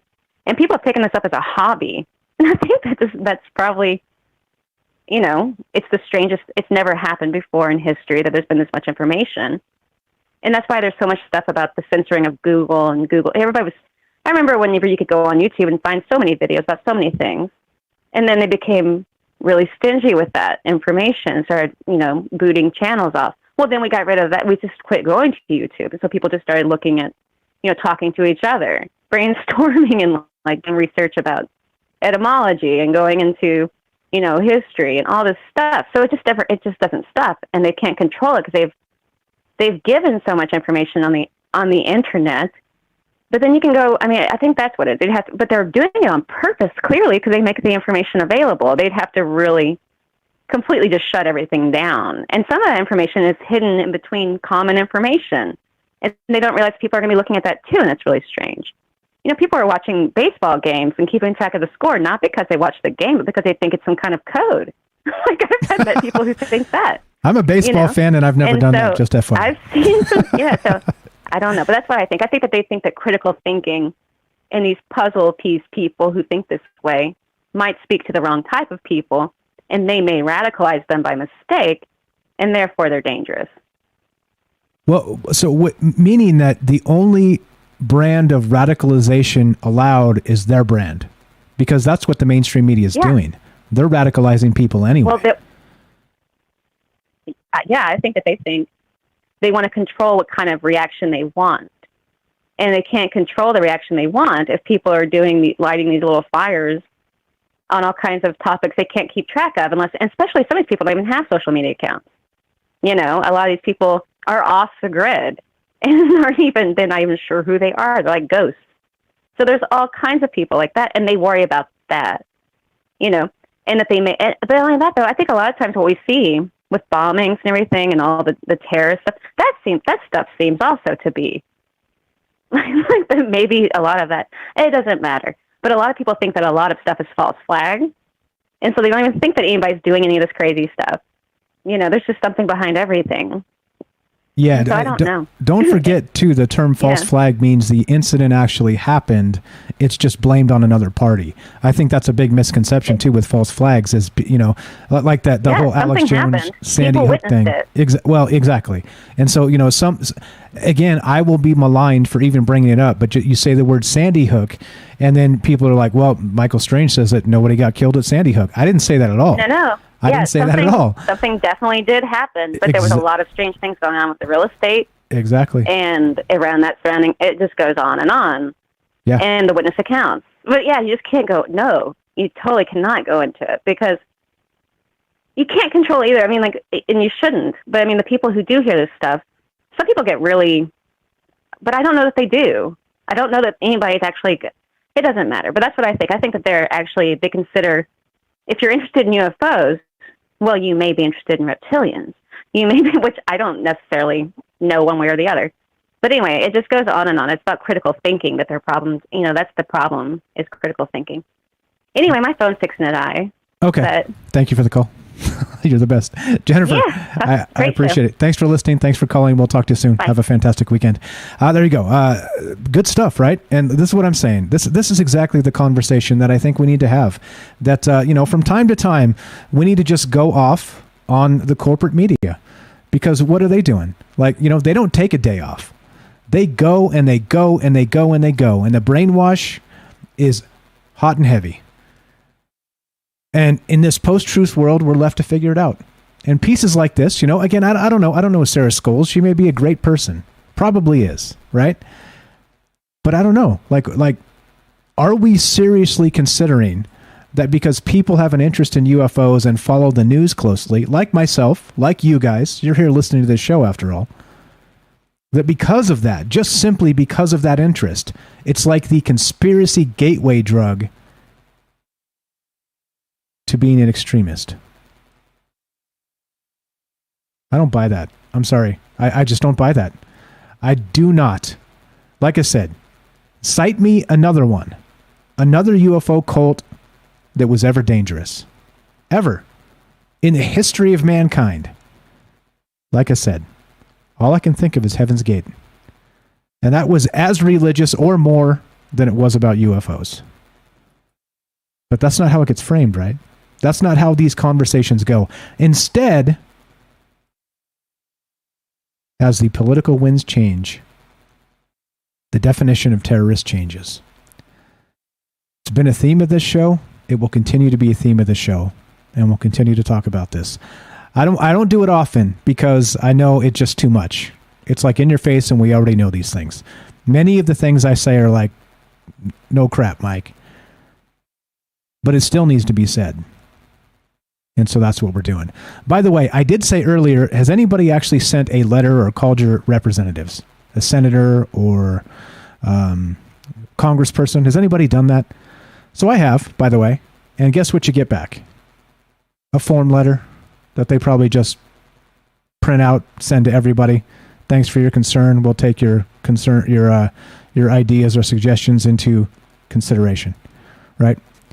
You call to leave a message.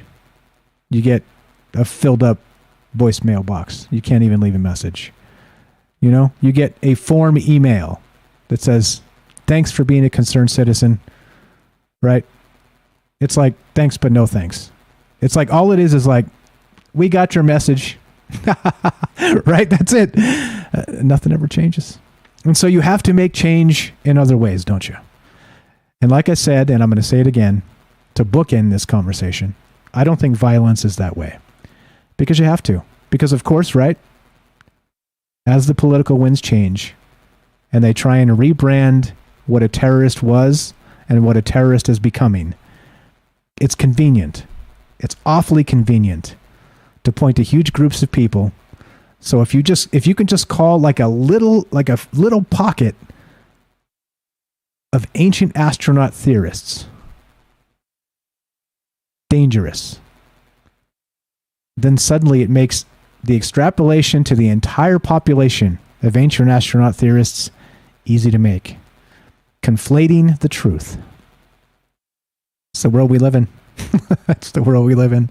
All right. Anyway, we're done. This conversation continues though, and like I said, sometimes you're more frustrated than others, but like I said, this stuff needs to be said. Thank you all for the great calls tonight. Thanks for a fantastic week here on Fringe. We're finishing up. We're done with this. We are done. If you're listening to the Fringe FM, stay tuned for Joe Rupe Lighting the Void. If you're listening to us on the podcast feed or DLive, Facebook, or YouTube, stay tuned for a third hour of Troubled Minds. And the deal is that. Have a fantastic weekend. Be sure, be strong, be true. Appreciate you listening. From our Troubled Minds to yours, have a great night.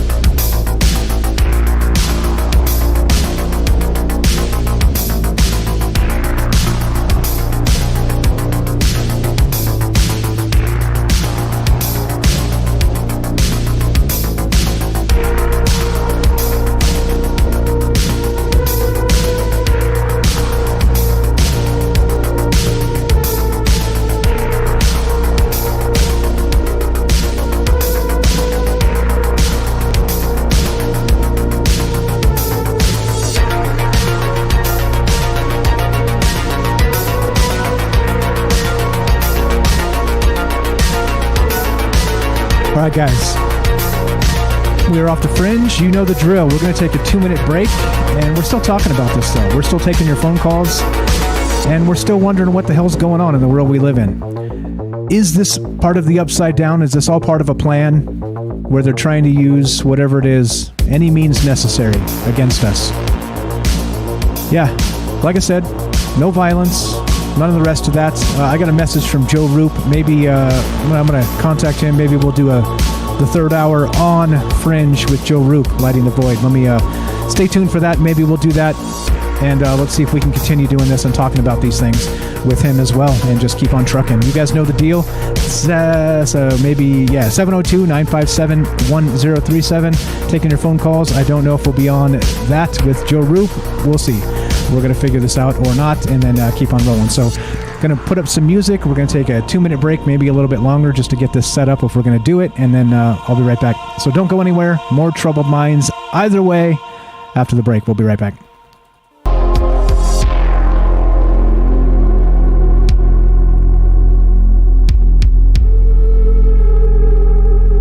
All right, guys, getting it set up. Looks like we're going to be on Fringe for a third hour here. We'll be on basically the Lighting the Void show. So we'll continue streaming here and doing our thing, but we'll have Joe Rupe.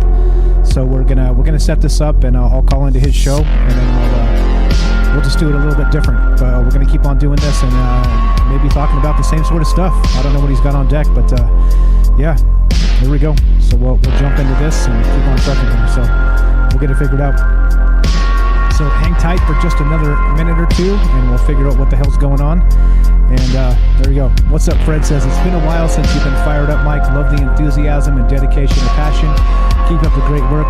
Thank you. Thank you, Fred. I know you've been listening for a long time, and I do get like this from time to time. And I'm not mad per se, but I think, a little bit of passion behind it sometimes helps, right? It helps the brain flow, helps the conversation, and the rest of that. So appreciate that. All right, so I think okay. All right, so I'm going to talk a little bit here, and we'll call into the Joe Rupe Show. And we'll be on Lighting the Void with Joe Rupe. If you guys never heard him, he's actually the owner of Fringe FM, and so he said, I guess he doesn't have a guest tonight, maybe. So he wanted to know if I wanted to do a marathon and just go on to his show after. So we're going to do that. So don't go anywhere. We're going to be talking to Joe Rupe. If you guys haven't heard his show, he's a fantastic dude, great show. And so another hour coming up, at least another hour. Maybe we'll make this marathon style and go all the way to 11 o'clock if you guys don't get sick of my ass. But that's the thing, right? So we're talking about this weird censorship stuff. We're talking about this article by Sarah Scholes again. UFO conspiracies can be more dangerous than you think, and I don't know. Like this to me is kind of innocuous. It's not like it's once again, right? It's kind of like the second you say, look, a conspiracy is dangerous, period, right? I think that statement is more dangerous than any conspiracy you could come up with. Right? You see what I'm saying there? It's literally the exact opposite.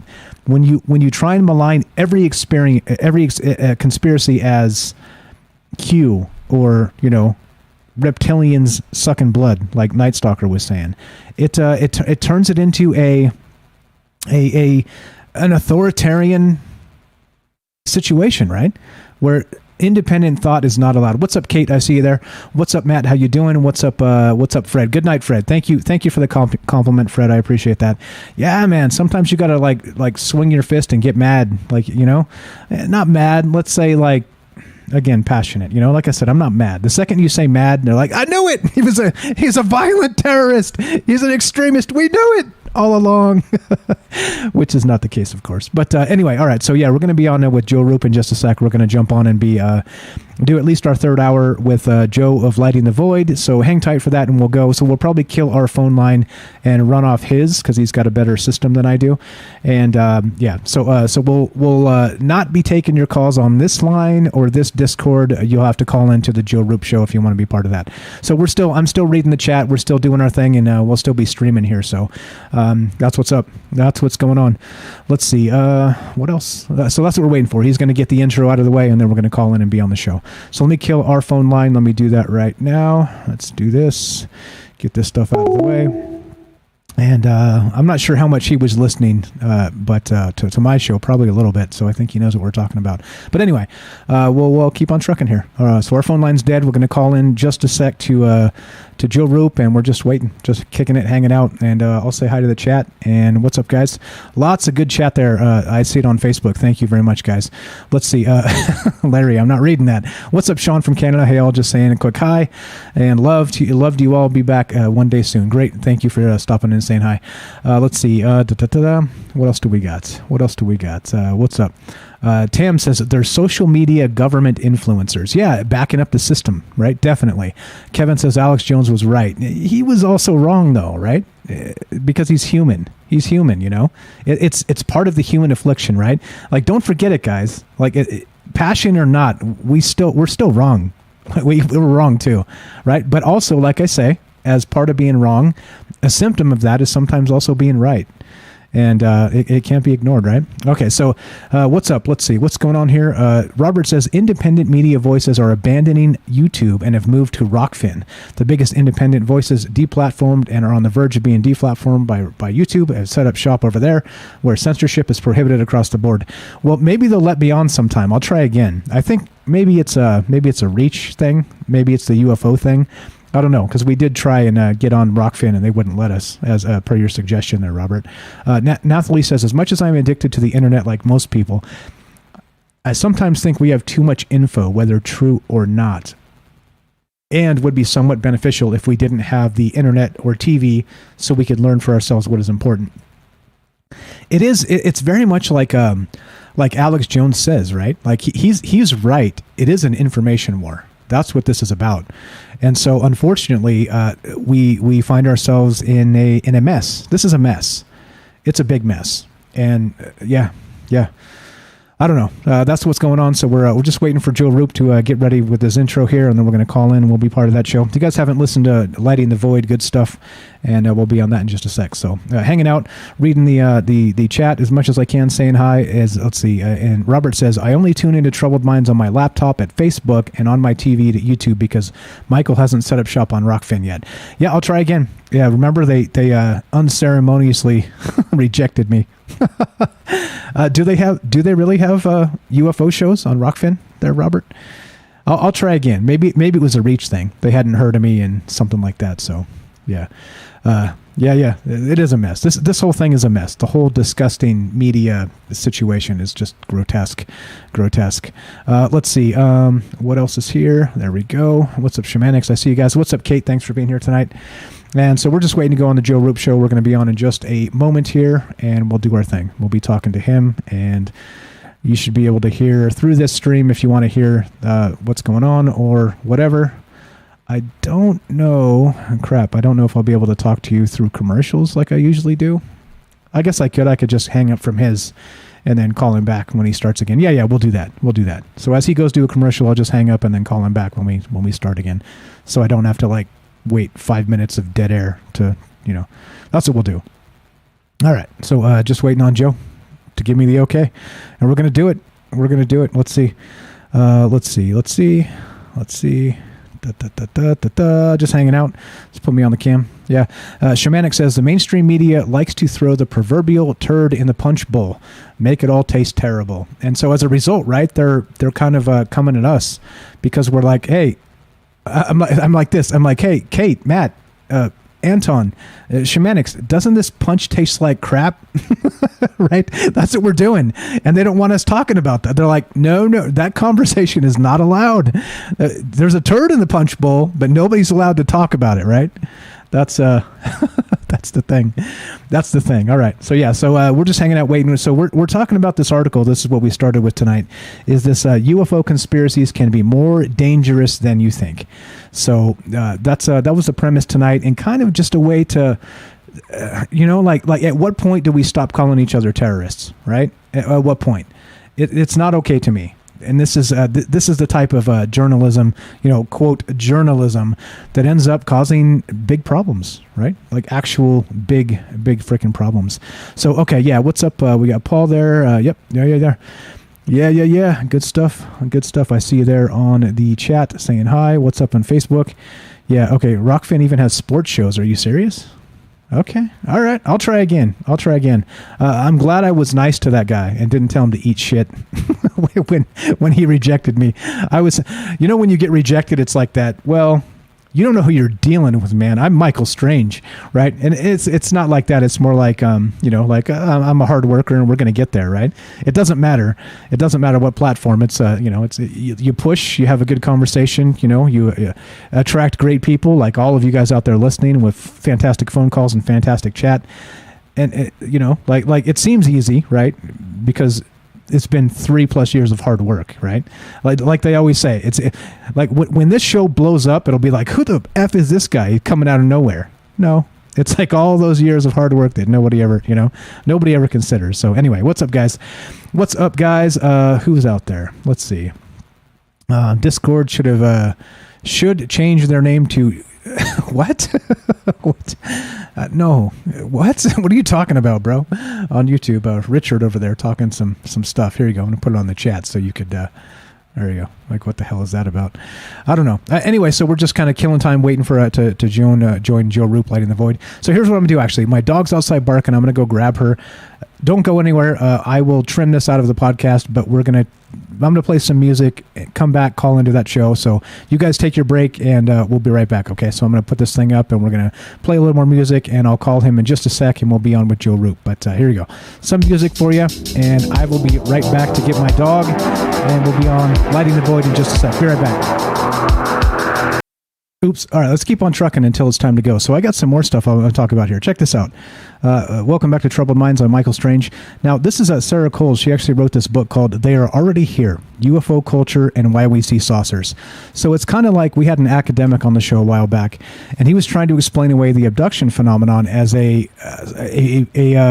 symptom of hyper-reality, okay? And that shows on the podcast feed if you want to go listen. It was difficult for me because basically this guy was kind of saying that everybody who's been abducted is lying, right?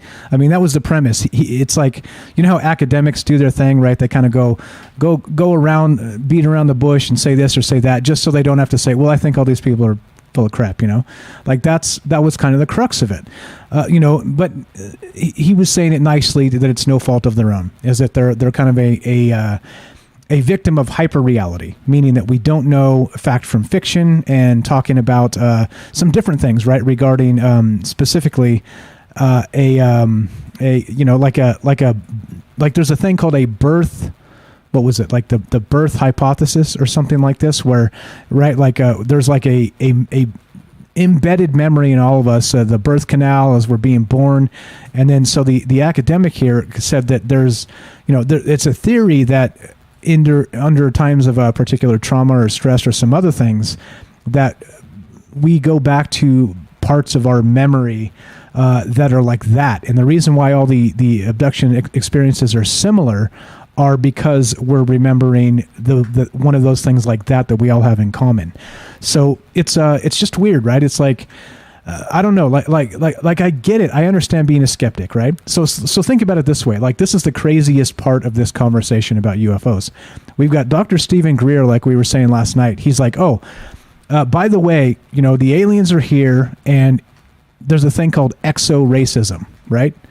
And it's like, wait, what? Like, let's see an alien first. That was my point last night. Let's see the alien first before we start claiming racism, right? But then we have people like the skeptical side that are like, no, there's no such thing as aliens. They do not exist, period.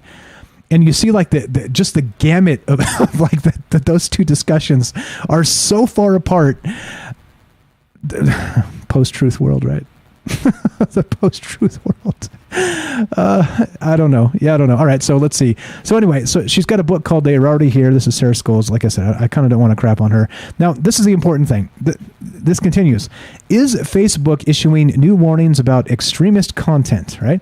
All right. This is from Snopes. I'm going to link this, and you guys can check this out. Now, this is what Facebook is doing. Right. Maybe you guys saw this reported in some of the news or whatever was happening, but this is next level stuff. Right. Meaning that if you listen to this show, you might get like a a message from Facebook that says something like this. Not kidding. Here we go. The message reads this straight from Facebook. Are you concerned that someone you know is becoming an extremist? We care about preventing extremism on Facebook. Others in your situation have received confidential support. So right.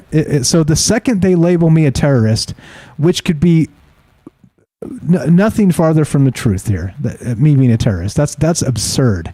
That's absurd. But right, like I said, the second they redefine terrorist to include somebody like me, then I'm included in that. Jay says, I got that Facebook message. See? This is the type of stuff going on, right? And so, and this is the world we live in. Yeah, there it is. This is from Reuters.com, and they're discussing this as well, right? Where we have whatever the hell's going on. So now not only is Facebook not allowing you, they're censoring, right? They're self-censoring. Meaning that they don't allow you to see particular things. Like, for instance, if they take my page down, they're not allowing you to see me on Facebook, right? Or other platforms. They're not the only ones, so to be fair. But they're adding this now new notification that says you may have been experienced, or it may have been, where's the actual blurb? Oh, my dog's over here chewing a stick. There it is. Are you concerned that someone you know is becoming an extremist? Yeah. We care about preventing extremism on Facebook. Others in your situation have received confidential support. And then here's another one. Michael, you may have been exposed to harmful extremist content recently. violent groups try to manipulate your anger and disappointment, you can take action now to protect yourself and others, right? Which means what? You get support? Get support from experts. Spot the signs, understand the dangers of extremism, and hear from people who escaped violent groups. Yeah, right? That's what's going on here. That's what's going on with this. Yeah, let's go to Jay real quick here, and before we jump on lighting the void, and let's talk to Jay real fast. What's up, buddy? You're on Trouble Lines. How are you? Oops, that wasn't good. What's up, man? You there? Jay in New York. I'm here. What's up, buddy? You got this message, did you? Oh shit! All right, I'm going to do that. We're going to stay here. All right, you got the message, did you? I think so. Hold on 1 second. The Facebook message? Yeah. No. Okay. All right. Does it tell you? Yeah, it came up in an article. It came up in an article. It came up in an article, and then there's always a little commercial or everything else like that, and it was it was in the article that I was reading. And it was because they're tailored articles, and what you pick on your things, like underneath the YouTube video or whatever you're watching, there's a little, I don't know, pop-up bar or whatever it is underneath of it with a commercial that starts with the first 5 seconds of Penny's do it too. Sometimes they're Penny had the weirdest one ever because she's from the UK, and they had something about how voter suppression laws were on. I was like, wow, that's a weird one for Penny in the UK. So I'm like, oh, that's got to be absolutely tailored for me, Yeah. But yeah, those they pop up. But that same one that you did, my Uncle Dan posted something today, and I clicked on it, and you get the little, 5-second commercial before you can skip the ad. You know what I mean? Do you? Yeah. When you watch a video on Facebook? Yeah. So I haven't seen it myself, but apparently this is just being rolled out and it's happening. So have you actually got any, can anybody let me know if we get you've been possibly exposed to extremist content if you listen to this show? Can you let me know if that pops up, please? I'd very much like to know. Yeah, right? Not this show. It's definitely messed up, I mean, the ads that pop up in there are really, it's messed up. But that same one that you had on the thing, I noticed the picture of the girl. That's because I'm looking at it in the smaller screen with the chat on the side. So I recognized the girl when you put it up there and started talking about it. I was like, hey, I saw that today. Really, huh? Okay. Yeah. All right. So, yeah. Yeah. It's just, that's odd, but yeah, is that in itself a form of censorship? Yeah, hell yeah. Hell yeah. We're going to make you think, okay, you're listening to these people, these guys, going to get you to drink Kool-Aid and wear white sneakers and I hope not that. Out in Arizona or something. Exactly. So and this is the conversation tonight, right? So not only are we discussing that, kind of the mainstream media at large is, decrying anybody who has their own theories or narratives as potentially dangerous. Now we have, Facebook warning you that you may have been subjected to dangerous talk. I mean, it's weird. This is the weird stuff. This is the weird stuff. That's not again, right? Where is the outcry about this? This should literally be front and center, and people should be like, "Come on, bro." Come on, man. Right? This they're just hoping people don't notice. You know what I mean? They're just the whole thing with, now they want you to have a third prick within 6 months of the second. Came out today. Yeah. Just, that's okay, but how many you need? You need it every 2 weeks or something? Right. Right. How long before they start costing you money? Well, you can't go into Walmart without them begging you for it. They want to go door to door, Yeah, they're going door to door. That's the next thing too. That's the next thing. Can you believe this? Imagine this. Imagine if a year ago, and Ash and I didn't even go that far when we were talking about this in January before the COVID thing started to break out, right? To quote, break out. if we had said they're going to come door to door and encourage you to get vaccinated, people would have been like, "You are insane. You guys are nuts." And you got that foil wrapped way too tight, way too tight, man. And look, they're doing it. The redhead Jen Psaki said, "Oh, by the way, we're going to be sending people door to door." It's like, oh god, chick, come on. We have another health emergency in New York State. I posted in the Discord. I don't know if you caught it or not. I don't want to say it unless you saw it. I didn't see it. I didn't see it. No. Is it a new variant or some? Oh, is it? Oh, it's the gun control. It's the gun control, right? Yeah, I wanted you to say it first. That's all. Okay, all right. It's your show, dude. Yeah. Okay, so the gun control is now a considered a emergency public health care. Public health. It's hazard. a public health care. Yeah. So they got an executive order, and the same person that was in charge of the COVID restrictions and everything else like that is in charge of the guns. Oh, that's handy. That's handy. Yeah, isn't it though? Yeah, so and you see how they conflate these things, right? So last I checked, the Second Amendment what is known as an inalienable right. Now, again, just for me saying that puts me on another list, right? And it's in the same bucket as free speech, right? So free speech is what it is. And then the Second Amendment is the backbone of free speech, right? If one crumbles, you have the next. And so if you can do away with the second, then you can bastardize the first. And if you guys don't know what I'm talking about, well, just check out the Bill of Rights. Type in Bill of Rights. And there's five. There's five that are incredible. And basically the gold standard of human rights in the world, in my opinion. And it's crumbling. It's being attacked on all sides. And like I said, if I hear a, quote, bipartisan bill, it makes me suspicious because I think they're coming for our rights. Yeah, I don't know. I think that's the thing, right? That's the only thing they seem to agree on anymore is that politics on both sides. They're like, oh yeah, we should do that. It'll give us more power and less power to the people. We'll all sign that. Thanks, Anton. Thanks for hanging out. We'll catch you later. Let's see. Paul says it's all about making money. Richard says it's a damn disgrace. Yeah, right. It's a damn disgrace. I do wanted to say something you were talking about earlier in the show about has anybody ever written a letter to the senator or something like that?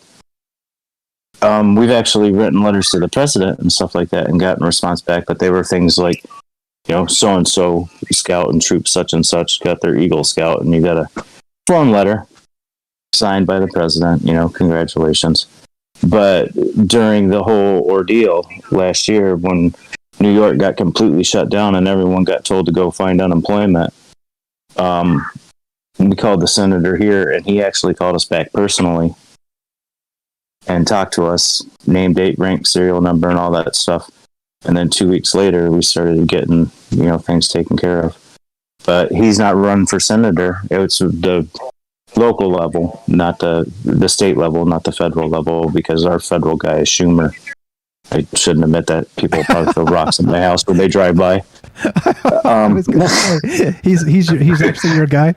That's he's my guy. Oh my goodness. That's I got a guy. I know a guy. I got a guy. He's one of the dirtiest in the business, but I know a guy, and he doesn't. Yeah, I know a guy. Oh, geez. But no, the local guy. But he quit, and he's running for local sheriff. He's not running. They wanted him to run for governor and everything. They were pushing him and pushing him and pushing him. He got crap done. Got crap done for the people ODing on heroin because that's a big problem up here because we're a rural area. We got problems with that stuff in those kind of areas. But yeah, he did a lot of good stuff for the people here. And I can't play this game is basically what he told everybody. He goes, I just want to be the sheriff. Because he was the deputy sheriff. He got appointed when Libas died. He was a good senator here, but is there such a thing anymore? There's actually such a thing as a good senator now. Actually, Fred Ashkar, he was a really good, state level senator in New York. He was helping me out with the temple grants and all that, whatnots. He really was. I mean, he liked the idea. I mean, it took a lot of work. I mean, he had to go to him with a business plan and everything else like that. But yeah, there's some. If you're on their plan, probably exactly. If you're on their plan, they're probably more than willing to help you out. But if you're not on your plan, oh yeah, we'll take note of it and put you in the 3,000 mile long group of letters and get to it when 64 guys have passed through the office. Yeah. Yeah. And again, like I said, if and I think that's the I think it is. I think honestly that quote illusion is actually breaking down now of all the things that they say, right, that they have our the people's interest at heart and all this stuff. I think it's breaking down. Like people see through it, and like people were saying in the last show, it's like you try and figure out why. Right. And like people want to know why, like, wait a minute, how come everything is broken? How come I go, to like I pay taxes and then I pay taxes on my wages and then I pay sales tax and then I have to register my car and pay that tax and I have to pay this tax and the other tax and all these other taxes. It's taxes on top of taxes. Like I said, don't get me started. But right, it's like what Beachwood put in the Discord the other day about going to some guy's painting his house. They're getting 99% of it one way or another. Yeah, exactly. In Virginia, we were just they tax you on food. Well, exactly. Milk. I had to go buy milk, bread, and yogurt for the kids, when we showed up there because that's what they have for breakfast. And it was like, $1 something more. And I was like, what? And she goes, yeah, we have 12% sales tax here. And I'm like, on food? You tax food? Yeah. Even that's food. Odd. Even food. Yeah, I mean, it just stacks up, and like I said, I've said this before, and I think it's true that I don't think the tax structure is in place for the money. I think it's in place to keep people from succeeding. I think that's what it is. Like if they can print money at will, like they just did, right? They print money every damn year, and there's literally no amount of taxation they can do to stem the tide of the spending. Because they're spending like out their ass and we're not getting any of it. Like that's the worst part, right? And any people say, oh, come on, Mike, you drive on the roads and right, you got the public works and the this and that and the yeah, right, maybe. But really, is that like commensurate with the amount they spend? Of course not. Of course not. You want to hear something that's funny that I noticed? That go ahead. This is my tinfoil wrapped super duper tight around my head. Is that when we were completely shut down, they sent you a card that you could go to the ATM and pull out money or use to buy your groceries or pay your rent or whatever. So I was going to the ATM and pulling the money out and putting it into my bank account every single time. They were all sequential bills, brand spanking new. And when you take them to your bank and put them in, they put them in the reader. So they come out of the reader and they go into the reader. So they know exactly who picked up what money, where, where'd that money go? What I sent to you was from one of those bills. Do they know that came from New York because it came from the ATM at Main Street? I hope not. Well, I hope you spend it at the tables, but just, you understand what I'm saying is that, I mean, when you're printing new money all the time, think about that when you go to the ATM. Is it new money? Are there sequential bills? Not now as much as it was when we had the money shortage and the change shortage, but when the change shortage and the money shortage was, everything that came out of the ATM was sequential bills. And that was just one of those things that I found really, really odd. That's very odd. That's very odd. Yeah. Like every single time. Like it's coming straight from the Federal Reserve, right? Just like printed and bam, like or conjured in real time from the ATM. So it's highly possible, I've got another thing that I do that's really crazy too, is I collect those gold dollars and stuff like that. So every once in a while, when I have extra money or something like that, I'll buy a whole roll. The brand new rolls are straight from the mint, never been touched, wrapped in the plastic that they come from the mint in. Not re-rolled or nothing. Pennies too. Check out the pennies when you go to the store. They're all 2020. It's weird things. Little teeny tiny hints everywhere, Mike. I think they have to tell you. They have to tell you, but they don't have to really tell you. They're not lying to us. They're just telling us such a small fraction of the truth that flies right over the top of our head. You know what I mean? Because we can't catch it. Because we don't know anything else. You know, we're looking all over the place for something, and then that one little lob ball goes right over your head. They hit a home run, and we don't even know it. We've probably been doing it for, I don't know, since they made money.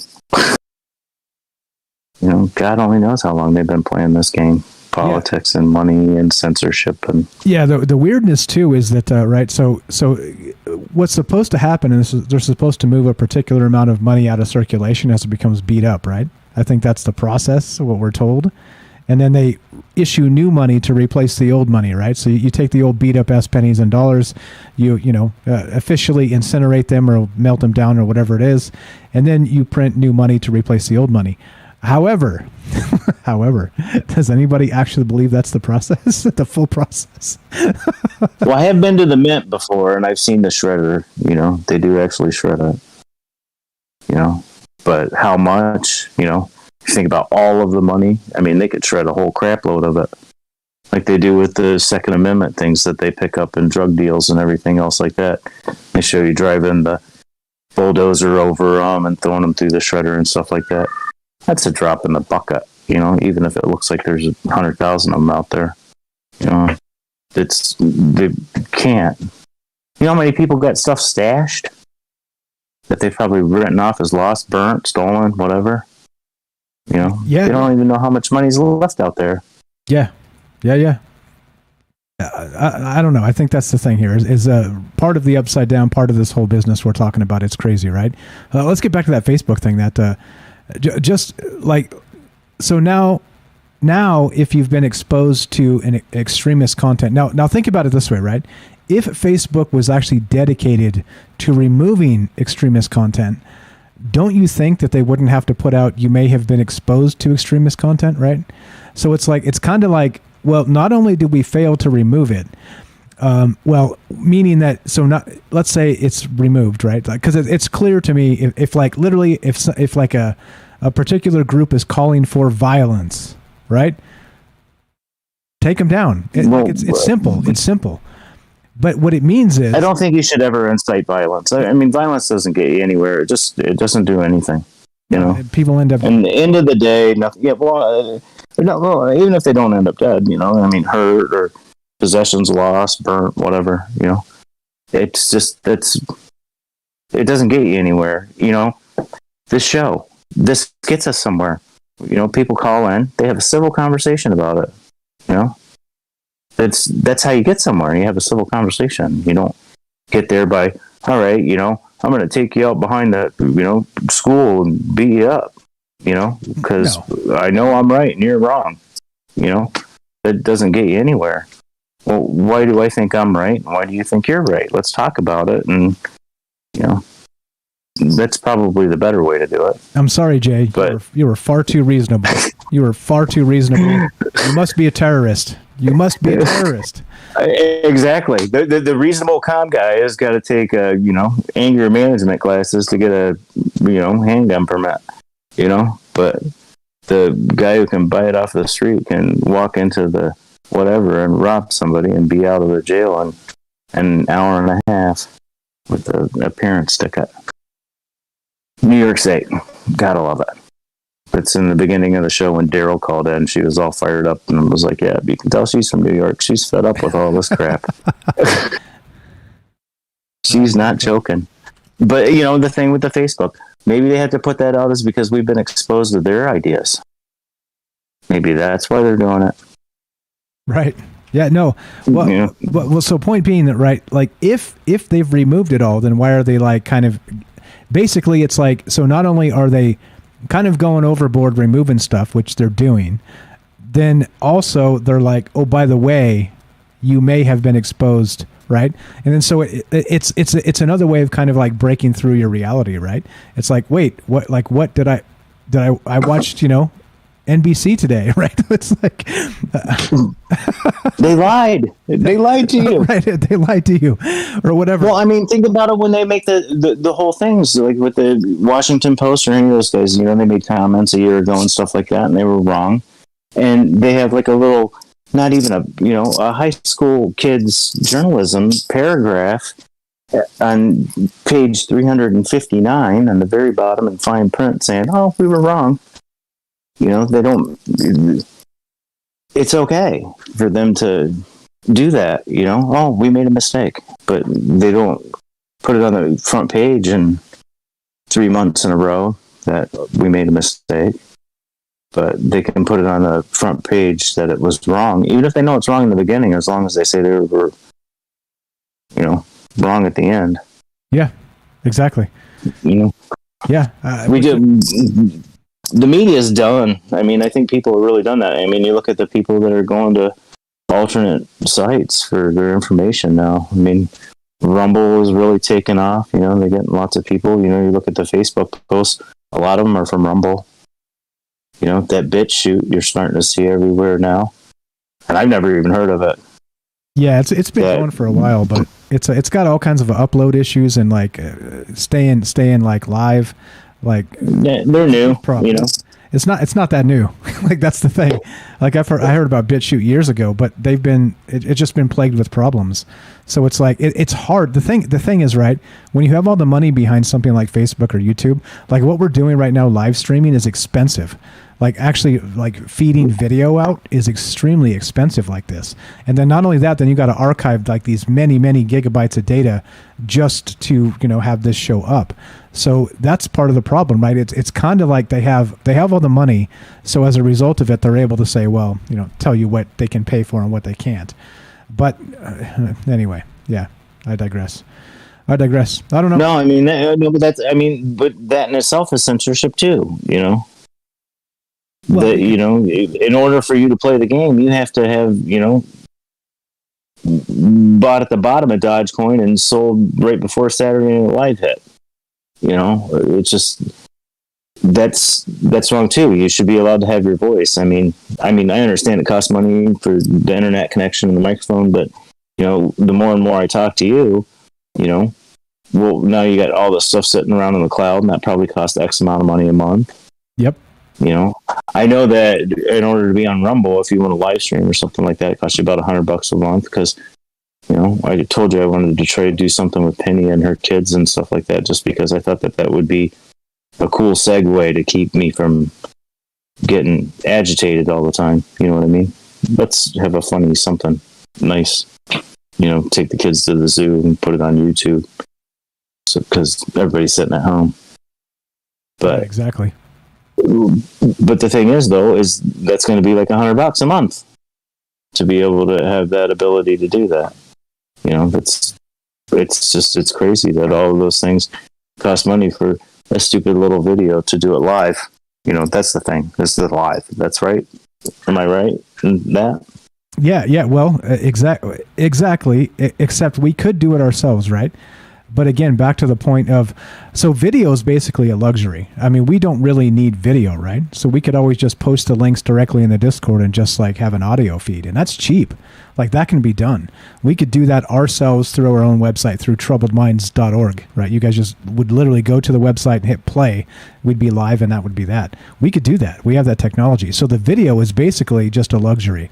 And discoverability to like these, bigger search engines and platforms and things like this. So, it is what it is. Like, fine, you get to see what I look like, right? But literally, does it really add that much to a conversation? How, being able to look at that and, have the article up in real time? Probably a little bit, but like enough to. It's nice. It's nice that you can read what you're. I mean, okay, the guy's not full of crap. I don't know if you're on the radio or not. No. When you're posting an article next to your little picture with the earth spinning or the spheres in the background or whatever and stuff like that from the Washington Post or wherever it's from, and you're highlighting and reading the section that you are like you do on your news show, which I can't watch video on live. I can only listen to for streaming issues, whatever they are. I can't figure it out. But yes, that's good. That's really good, because people can see it. I don't even have to go and read the article because I know you did. I see it. Like, I knew that Facebook warning of I might have been exposed to extreme thoughts or whatever was just because of the picture of the girl next to it. That was in the little 5-second thing before the YouTube video started. Yeah. I mean, that probably is important, you know? I don't know the cost analysis on it, so I don't know how important, you know, maybe it's not that important. Yeah. Well, again, it's all relative too. It's all that stuff is relative, but still, like there are ways to be able to get this done without using them, right? But then you lose all the discoverability and all this other stuff. But there are ways around that too. So it's like if you're clever, you can get shit done, and you don't have to play the game. You don't have to play their game. You really don't. And you know, and eventually, some point. But you see what happened recently with, you know, the whole Trump stuff, and like, you know, if you vote red, you're a terrorist, and all this other stuff, right? The January 6th, and all this other stuff, where they actually had what was it? What was the name of that parlor? Right? Where literally, so not only can they just... They were taken off like wildfire. Because everybody's tired of the censorship. So then they started going to Parler, and then what happened? They ended up doing whatever they had to do. To Amazon took them down, the servers and stuff. Apple took them down. You can't even download the app. I tried to do it. I was one of the last. I set an account up and everything else like that, and it was pending. And I went to check it the next morning, and it was gone. Couldn't access it. The site is down. That 404 thing. Right. Yeah. Exactly. 404 taken down. All right. So I got a confirmation here. I'm going to call into Lighting the Void. So here's the deal. We're going to, like I said, if you want to be a part of the show now, we're going to use that phone number. I'll read it out and pin it up here so we're all on the same page and let you know. But I'm going to keep streaming here so you can listen here, and you'll be able to hear Joe Rupe through this setup, I'm pretty sure. Let me know if there's a problem with that. It should be fine. And we're going to keep on talking about, I'm not exactly sure what they're talking about, but I hope it's something similar. Should I give you the quote now? Yeah, let's do the quote. Let's do the quote before we do it. Let's do the quote, Jay. When you want to help people, you tell them the truth. When you want to help them stuff, you tell them what they want to hear. Dr. Thomas Sowell. Oh, Thomas Sowell. That'll get you on a list, too. Damn it, Mike. Always? Always. Every time. I liked it. I thought it was good for the show. It is good. I'm saying Thomas Sowell, he speaks too much sense to not be considered, he's basically saying, like, anyway, if you guys don't know Thomas Sowell, that was a fantastic quote. Thank you. Sowell. Thomas Sowell. Check it out. Check the dude out. Just check out some of the quotes he has. Like I said, he makes too much sense. And that's part of the problem, right? We live in the upside down. And so Thomas Sowell is not kosher. He's not okay. He's not okay with the establishment, because when you make too much sense, you start breaking things down. All right, Richard, thanks. Have a good one, man. Thanks for hanging out with us. Let's see. All right. Yeah, good one. That's a good one, Jay. Do more Thomas Sowell in the future, just so we can get on more lists. I just try to pick something that's along the lines with the show. You know, I listen to it and stuff like that, and then I pick ones I see during the day. And yeah, that's cool. That's cool. But then when you're talking about stuff, I'm like, oh wow, and then I don't know. I start looking for something that's appropriate. Perfect. Okay. All right. So I think let's see what's going on here. All right, so here's what I'm going to do. I'm going to bump you out. I'm going to call into this thing. We're going to keep on doing this, but hopefully with Joe. So what I'll do is I'll hang up for the commercials, and then we'll talk here, and then we'll be back doing our thing. So nobody go anywhere. We're going to have an extended show tonight, and we'll talk to Joe Rupe. If you guys don't know Joe Rupe, again, he's the from Lighting the Void. He's the Fringe FM owner, and yeah, there we go. All right, so let's move you out. Thanks, Jay. Thanks for hanging out with us, and thanks for the quote. We'll talk to you soon. Good night, Mike. Talk to you tomorrow for the news show, if you can make it. Thanks a lot, brother. We'll talk to you soon. Have a great night. Ow. Ow. All right. I think we're going to do it. Let's go. Let's try this. Is it the 800? I'm going to call the number. Let's see. All right. Hold on, guys. I'm calling the number. Let's try this. Let's do it. All right, we're still streaming. This is, again, you're listening to Troubled Minds. You guys know this, but we're going to call into Joe Rupe Lighting the Void show and see if we can make something happen here. Let's see. What can we do? 1-800 1-800-588-588-0335. All right, you'll get to hear it. Here we go.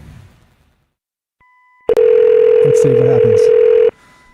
See what happens.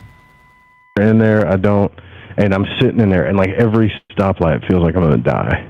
Every single one of them. That's yeah. That's not good. And dude, it's so stressful on the body too. I'm telling you, because after a while you start I get like heat mad. You know.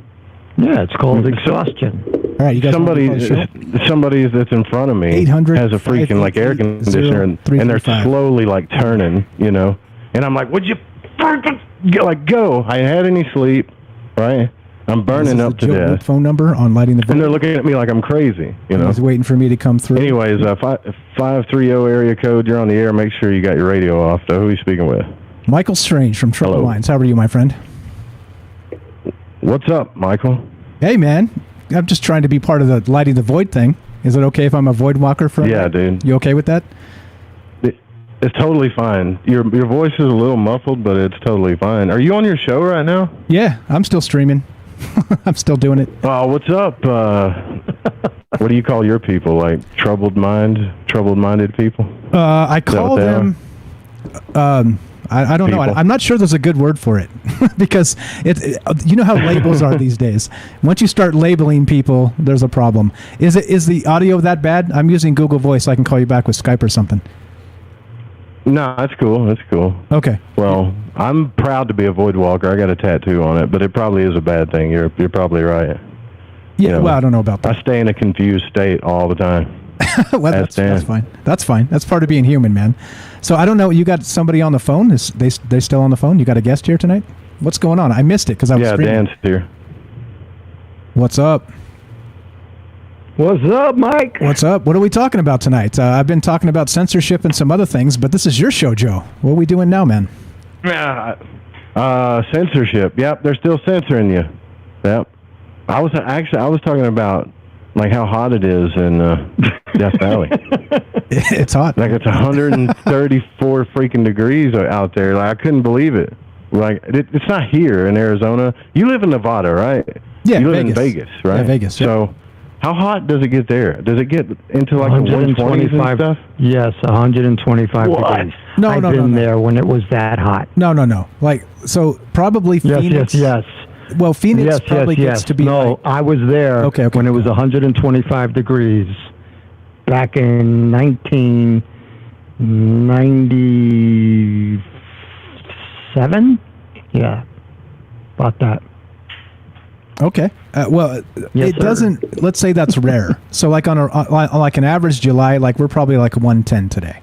So it's not 125. We're not quite like Death Valley style. Phoenix is hotter than us, believe it or not, because they're at sea level, and we're like 2,000 feet up. So we have a little bit cooler just on elevation style. But yeah, it's hot. I mean, like at some point, right? Once you get past 125 or 110 anyway, it may as well be 125, right? Exactly. Yeah. Your best friend is the nearest place that has air conditioning. Which I never leave, by the way. Always air conditioning, 100%. That's how you do it. And that's how most people live. Yeah, exactly. Yeah. Hell yeah. Yeah. I just wanted to try to complain about something that didn't sound like I was a whiner. So if it gets to like 130 degrees, I could complain about it, and that's normal, right? That's a normal human thing to do. Yeah, for sure. Hot. Yeah, for sure. So you're in Arizona, so it's a little bit different there. You guys get hotter than we do. So I've actually been in weather, no joke, where I was pumping gas. This was in Bullhead City, Arizona, and it's sea level, and it's one of the hottest places in Arizona, and it was like 126, and it was like a dust storm. Right, it started to swell up when I'm pumping gas, and I'm like, "Oh God, this is going to suck." And so it starts blowing in my face. So I turn around. I'm wearing shorts and a tiny T-shirt because it's hot, too hot to do anything else. And the sand is hitting me from the sandstorm in the back of my legs, and I feel it burning me. Actually burning my legs. The sand is so hot that's blowing in from the desert in this. Yeah. So it's a thing, man. At some point, you're allowed to complain. How about that? We can say that. Oh, yeah. I used to live in Vegas. So I lived on off of Sahara, right? So over by Sahara, if you go towards going towards Lake Mead, there used to be a strip mall down there, and so I worked at the Quaker State Minute Loop over there. So everybody used to come from California and have their oil changed, and I used to work the pits during the summer. I know how hot it gets. Yeah, and all we had was a swamp cooler. Yeah, definitely. Not fun. No, guys in the chat, this is Joe Rupe. Joe Rupe, not Joe Rogan. Joe Rupe. Don't insult him like that.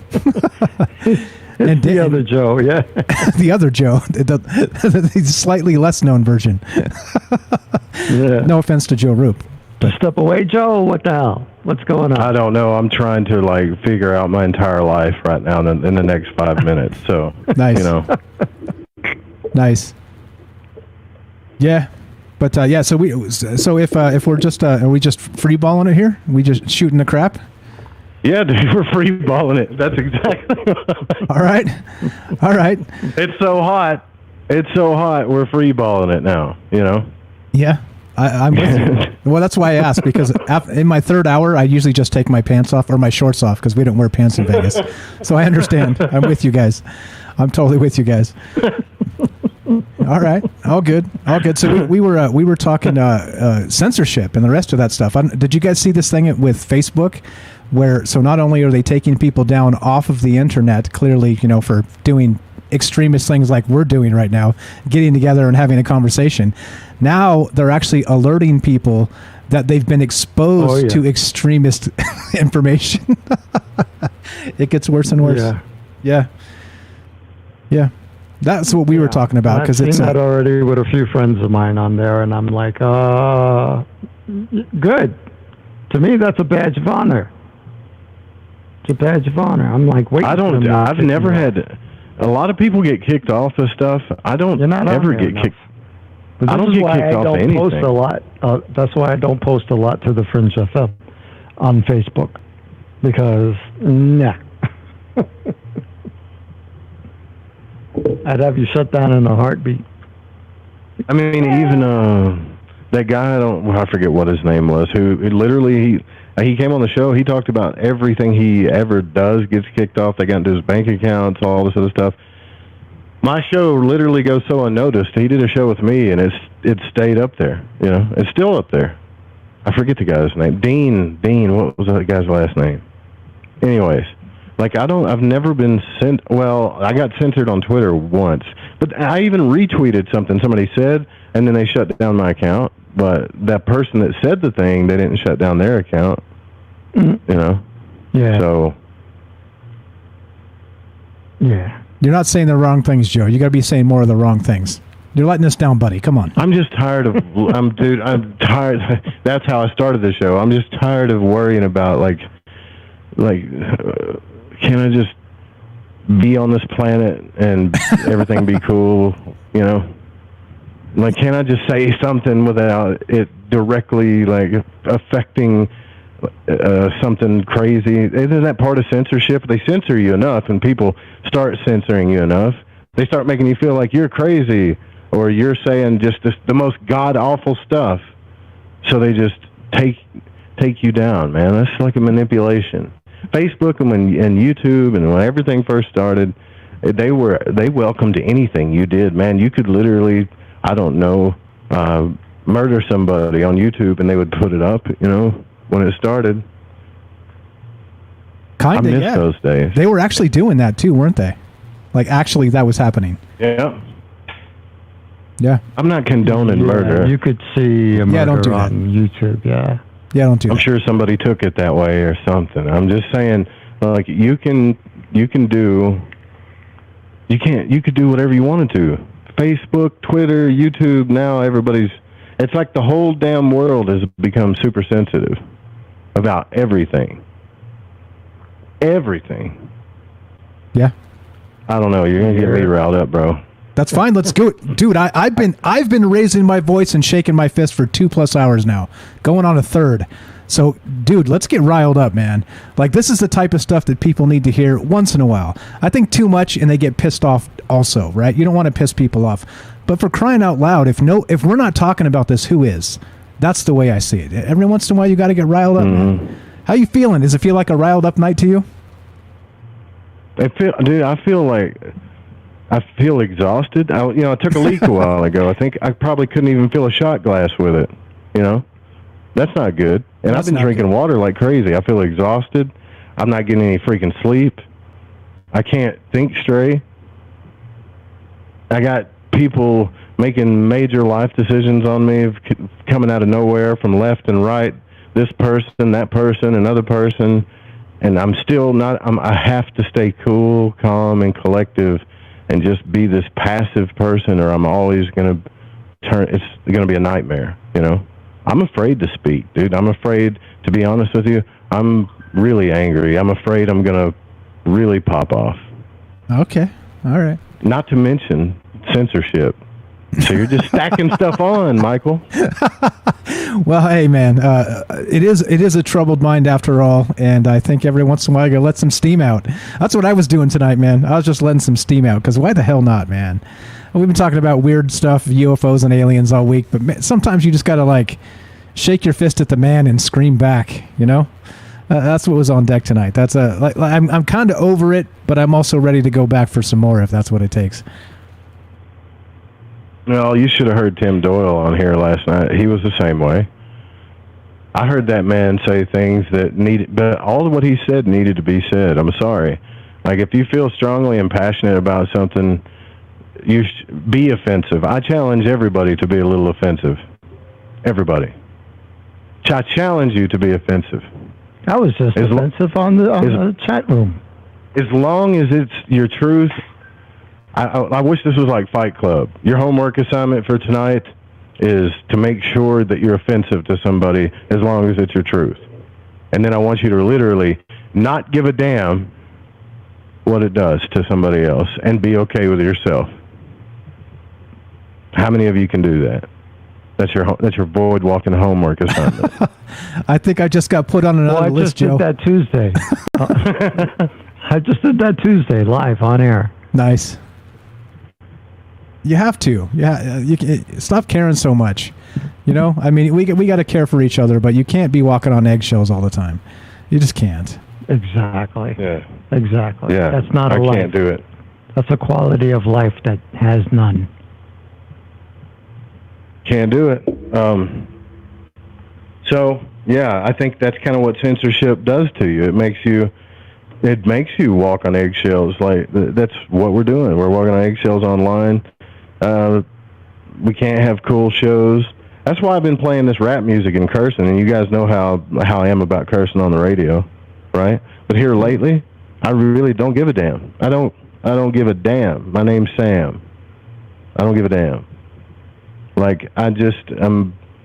think it's almost like being a rat, like a rat that's been suffered, and you take the rat and you just keep squeezing that box and making the labyrinth smaller and smaller and smaller until the rat chews its way out, And then you look at that crazy ass rat. You're crazy. You're so freaking crazy. But rat. it's not even a symptom of a singular rat. There's more to it than that. I could go on a tirade. Have you ever heard of Rat Utopia? No. What is that? So there was an experiment back in the 70s. I forgot the guy who actually did the experiment itself.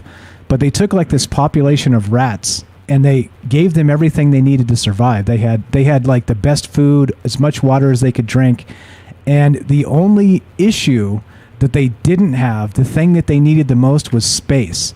So they put this population of rats into it this kind of tank sort of situation. It was big to start. And so it was fine.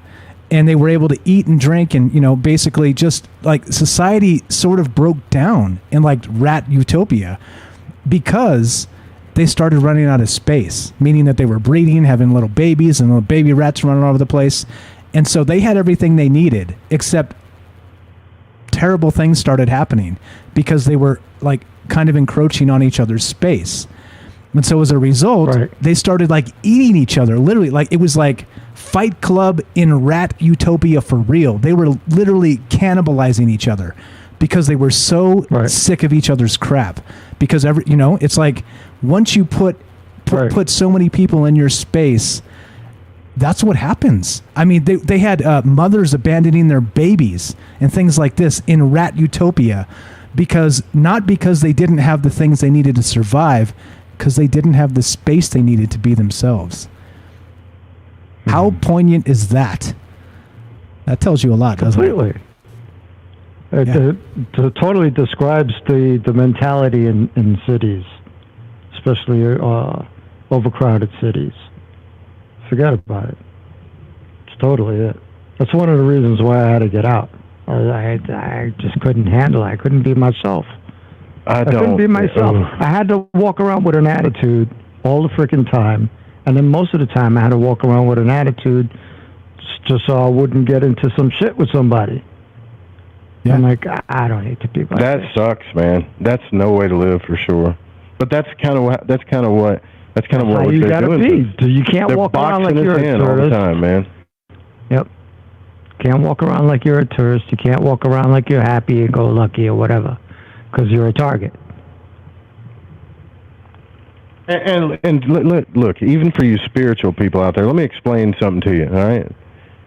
There's a little ball on the tree of life called severity, and it's there for a reason. You know why? Because anger and, action and things like that is actually a healthy thing. Don't repress it, especially if somebody's like the government or whoever is boxing you in, right? Where you can't do anything. Right. If you don't take that energy of severity and bust your ass out of there, you're going to die. Or you're just going to become a lunatic or super depressed or something, Like, you have to take in that energy and die. That's why like, I've told people all the time that the Pentagon used the actual Pentagon because that's the force of Gabura on the Tree of Life. It's an old ancient thing. So literally, by using that geometrical shape, our military invoked the force of war and action because they knew all about it. Our government knows this stuff. They just don't want you talking about it. That makes sense to me. We got to say that. Well, sounds legit to me. Sounds legit to me. And that's not the only thing they know that we don't, by the way. That's not the only thing. There's a whole lot more than that. Don't get me started. This my trigger warnings: taxes and healthcare. Don't bring them up, man. I'll start freaking out. I will lose the plot so fast. You'll be like, dude, is Michael Strange all right? And the answer is no. The answer is no, bro. I'm not. Are you losing your mind too, huh? I think everybody is. I think everybody is slowly, right? Like slowly slipping. And it seems like it's planned, right? It seems like we're part of this, rat utopia, for lack of a better analogy, right? It kind of seems that way, doesn't it? Yeah. Yeah, Brian told me that last night on the phone after the show because he tries to pay attention to like why am I getting feedback here? What's esoterically happening all the time. And he said, man, like everybody's on the edge right now. It's cancer season, So there's a lot of feelings going on. Try to focus on the good stuff if you can. Just try. But don't take people's shit, too. I think that's where we're at right now. Yeah, don't take the government shit. Yeah, no, definitely not. Here we are telling, like I say, telling ghost stories on the internet, right? I think that's probably the opposite of taking the government's crap. If we're being real, right? I'm out of stories. I don't have any stories to tell, man. I don't know, dude. You know what I want more than anything? I think I'm going to do this weekend. I want to get a beer and a tube and jump in a creek somewhere and just drink to the point of like really buzzing hardcore and then just figure out where I'm going to wake up. That's what I want to do. Bro, there's some places you jump in a river, you'll end up in the Pacific. Be careful. Whatever, sounds like fun. I'm just saying, and make sure it's not the Colorado River, all right? Not the Colorado River. Any place else. Yeah. I just yeah, they got a place out here called Slide Canyon too, where it's well, that's in Sedona, but it's literally like a natural water slide. I wish they'd let you drink beer and just slide down on that, but that looks fun. I haven't got to do a damn thing since I've been out here because I've been on the squeeze. But I think I'm going to, regardless of the squeeze or not. I'm going to go play. The hell with it. Yeah, man, go see some. Have you been up to Sedona yet? You haven't done any of that stuff? I mean, I drove through it a couple times. That's about it. Just only that's down the road. It's like 10 miles down the road. Oh, wow. Nice. Go see it. Yeah, I'd like to just not worry about anything for about a month. Yeah. Can I do that? Yeah, why not? You're allowed, bro. You're allowed. You're a human being too, right? Why not? Yeah. Yeah, right? Dan, you gonna are you gonna do the show for me? No. yeah. No. You didn't say nothing about being gone away from the show. Yeah, you know what? I'm going to do this announcement again. The last time I did this announcement, we got one of the best radio hosts on the planet, Jess Rogie. So let me do this again and see if we can get another blessing right now. I am looking for a sit-in. I will train you. So every now and then you'll have to sit in and be the host of Lighting the Void. Okay? Like email producer@lightingthevoid.com. If it brings me another show host like Jess Rogie, then Jesus. Like, Jess is freaking awesome. She does the news every day. She does Instagram. She knocks it out of the park. You don't ever hear this woman, like, the only thing Jess might complain about is how good she thinks she didn't do something. Other than that, there is no, like, Jess is awesome. You're awesome too, Michael. You know that? I'm glad to have you here too, brother. Thank you. I don't know about that, but I'll take it. I'll take it. I'm less than, but I'll No, you're awesome, for real. I'll take it. Thank you. I've been getting a lot of people bragging about you, dude. A lot of people like your show. They love listening to it. You're doing great. You're all like, I hope this just gets better and we all can retire in about 10 years or something. Amen, what do you think? Bro. Amen. And hold on, by the way, if any aspiring radio hosts are out there, you got people that have been there, done that a little bit and can help you. I know we got people out there listening that always thought they could do something on the radio. And let me tell you why. I'm here. I used to drive for a living, and I used to listen to a lot of talk radio, and I used to think every damn day, these guys are morons, I could do way better than them. And here we are. Yeah. Here we are. You just get up and do it. There you go. Just to back up your point. I'm still a moron, though. No, I think other people can do better. Well, it didn't make me any less of a moron. I'm just here talking into a microphone now.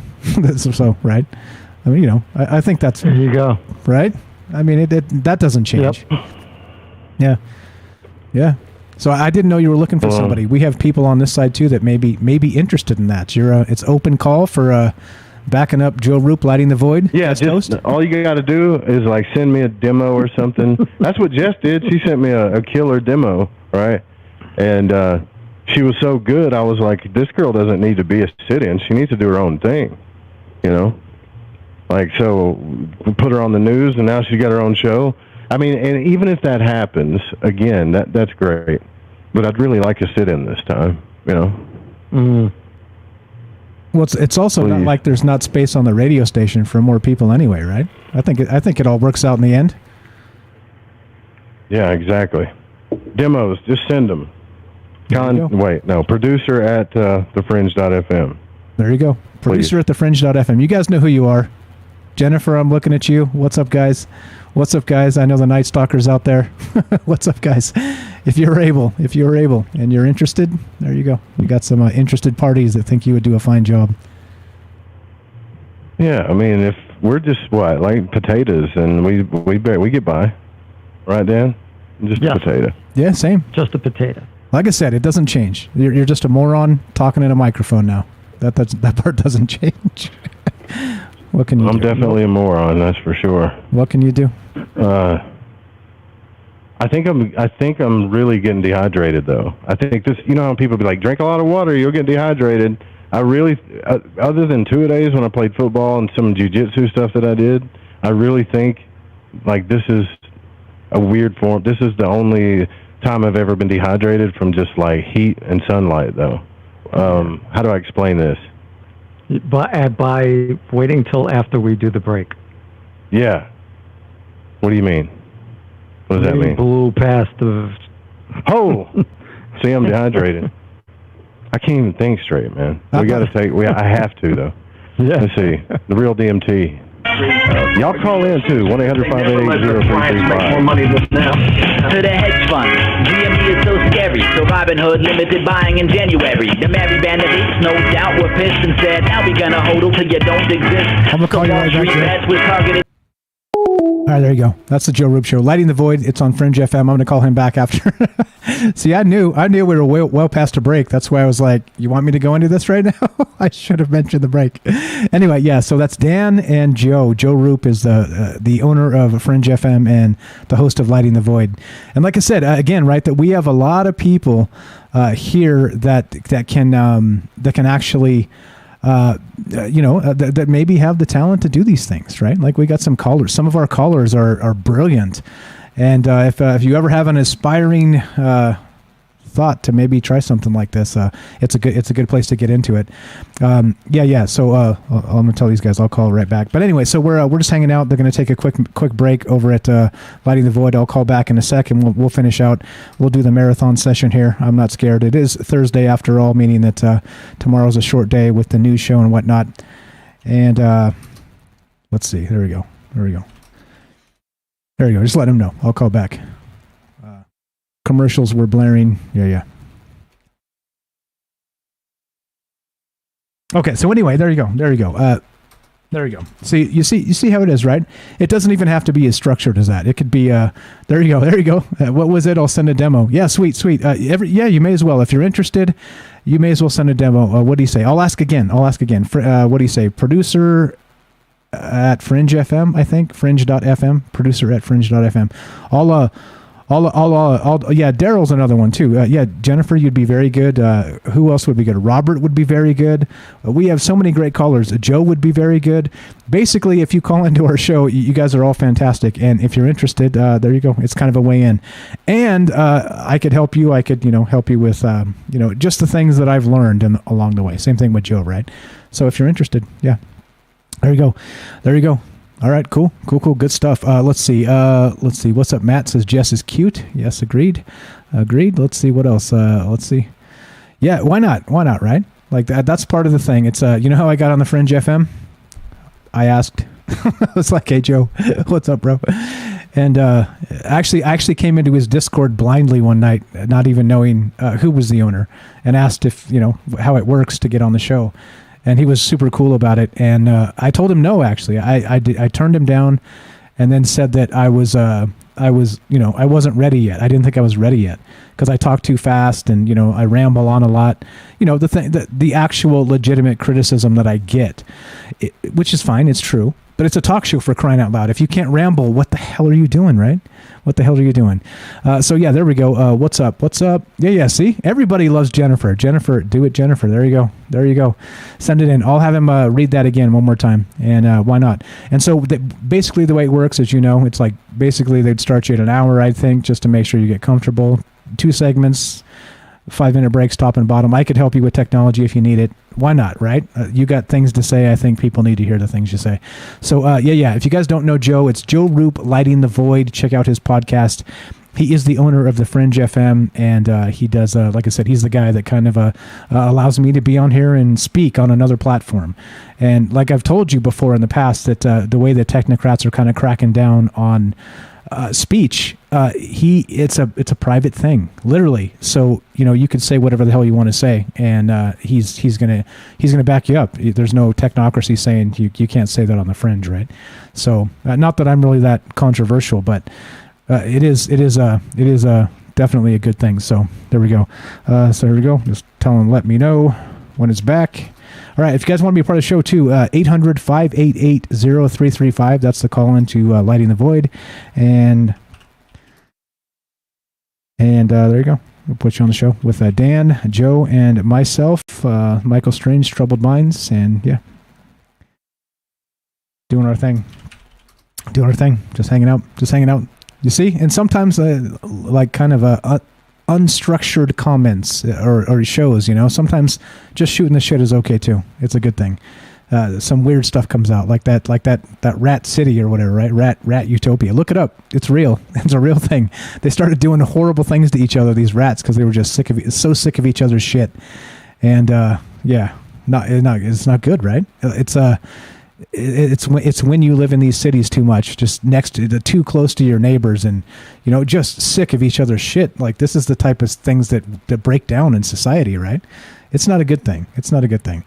Yeah, so I think it's in Discord. The guy's name is Bry in Space. That's Brian. That's on the on the show with Joe. And then there's also me, myself, of course. So here's what I'm going to do. I'm going to run off and hit the restroom real fast. I'm going to play some music, and then I'm going to call back into the Joe Rupe Show, Lighting the Void. Don't go anywhere, guys. We're going to do more. He goes until 11, so we're going to go till 11. We'll finish the show with him. So it's 10:23 right now, so about another 40 minutes. But give me just a couple minutes to go kiss the wife and tell her what's going on, because she's probably like, aren't you done yet? And hit the restroom. I'm going to play some music, and I'll be right back with more. Joe Rupe, Lighting the Void, and myself, Troubled Minds, Michael Strange, and Bry in Space is the guy's name that we're on the line with. Brian, and we'll be right back. Be right back. Here's some music. Let's play this.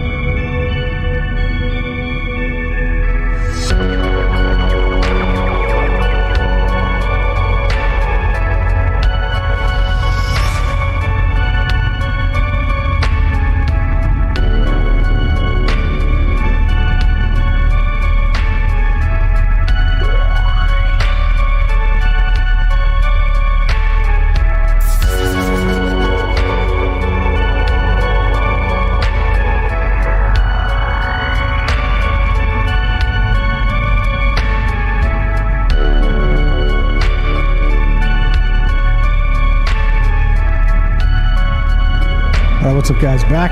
I'm going to call back into the show. Let's do this. If everybody bounced, I don't blame you. It's all right. We're kind of a unstructured wreck tonight, but it is what it is. You also get the marathon stream, so let's do it. Let's see. Back on. All right, calling back to the Joe Rupe Show. Let's do this. What's up, guys? What's up, guys?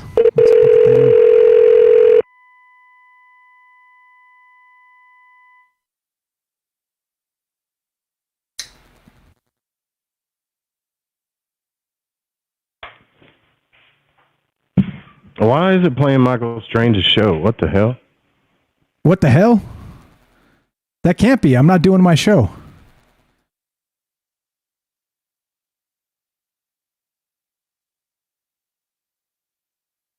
Because you stayed out too long. Well, fuck it. I stayed out too long. Wait, what happened? My gizmo's not up.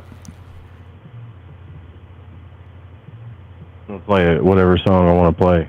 Okay. God damn it. Are we off the rails now? We're officially completely 100% off the rails?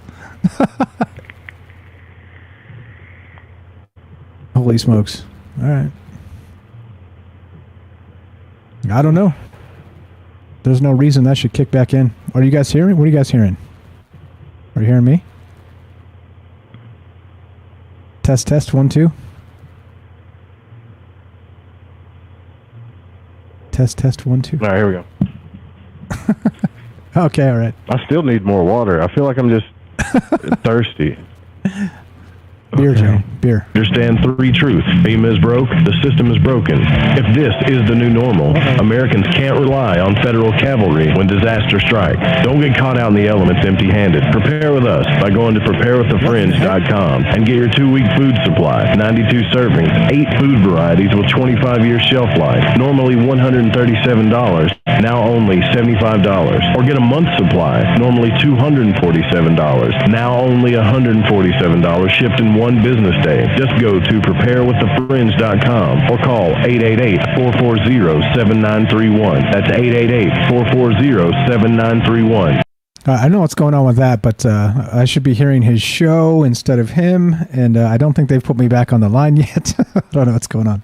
Anyway, he says he was hearing my show, but that can't be because I'm not broadcasting on the Fringe, so I don't know what the hell's going on. Anyway, what's up, guys? So we're just kind of kicking it. Yeah, we're just kicking it. What's up, Angel Wings? Thanks for showing up.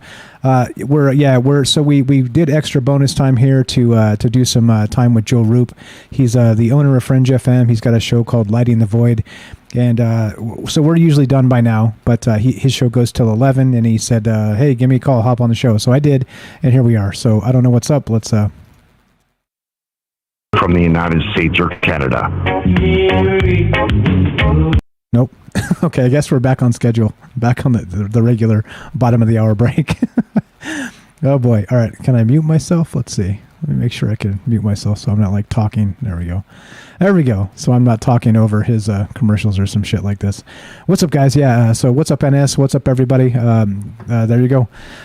Well, good stuff. Thanks for showing up. Like I said, it's kind of a derailed into a whatever it's going to be tonight. So we're talking about random weird shit at this point on Lighting the Void with Joe Rupe and Brian. Bri from Space is the guy in the Discord there. Good stuff, guys. I see you in the chat. Ask Martin Floriani to watch a couple Troubled Mind shows. I have no doubt if he takes a look, he'll welcome you to set up shop on Rockfin. Okay.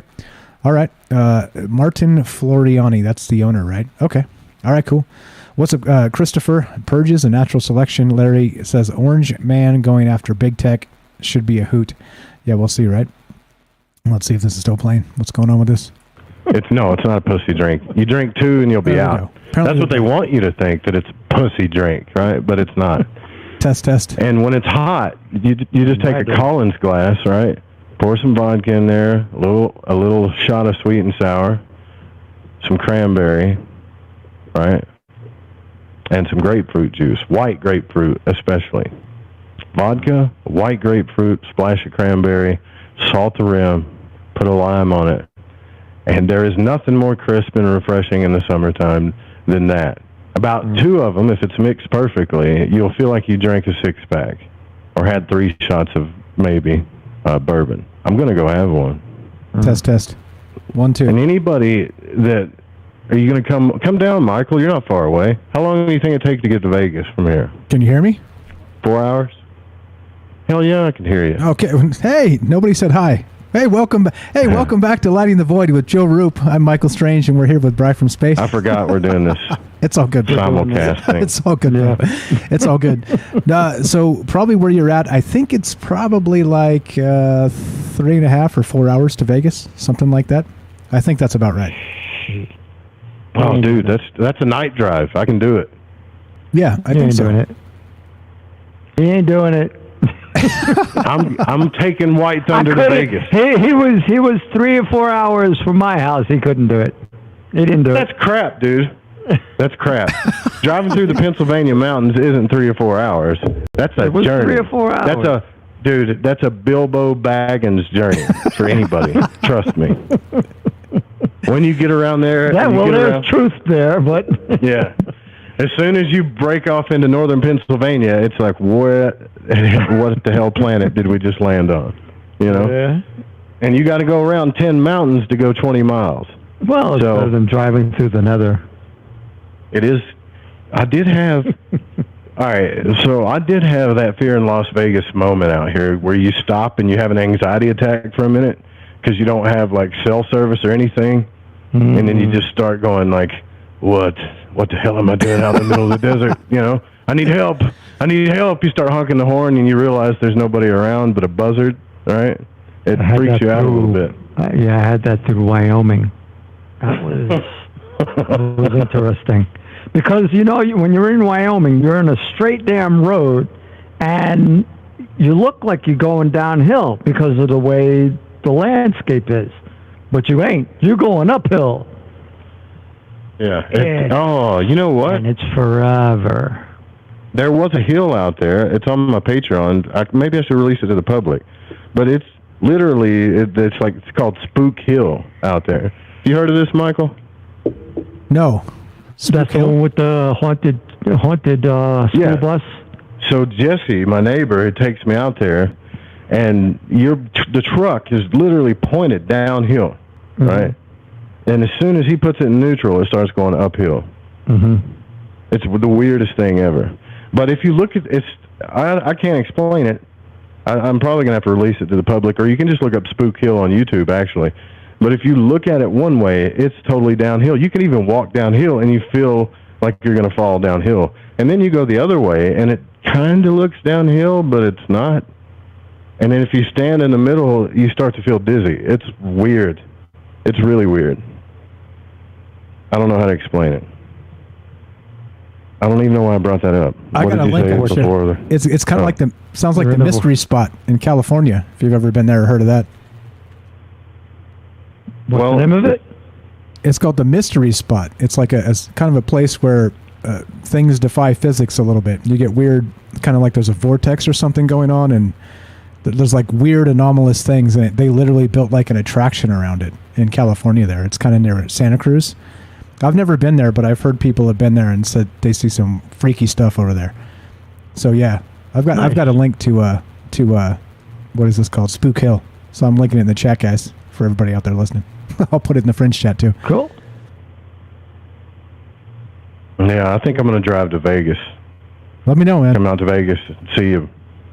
Right? Yeah, that'd be cool. Let me know. 4 hours 20 minutes from Sedona, so it's a drive, but it's doable. That's 284 miles. Maybe stop at the Chicken Ranch and have a beer. You know? Yeah, why not? Making my way out there. Why not? Yeah. For those that don't know, Joe came from New York State and Arkansas before that. He lives in Arizona now. Welcome to the Southwest. It's weird out here, man. You can carry, it's not weird. It's just super free, right? You can carry guns in Arizona. They can drive buggies around here, and then you go north. They got bordellos up there and all kinds of stuff.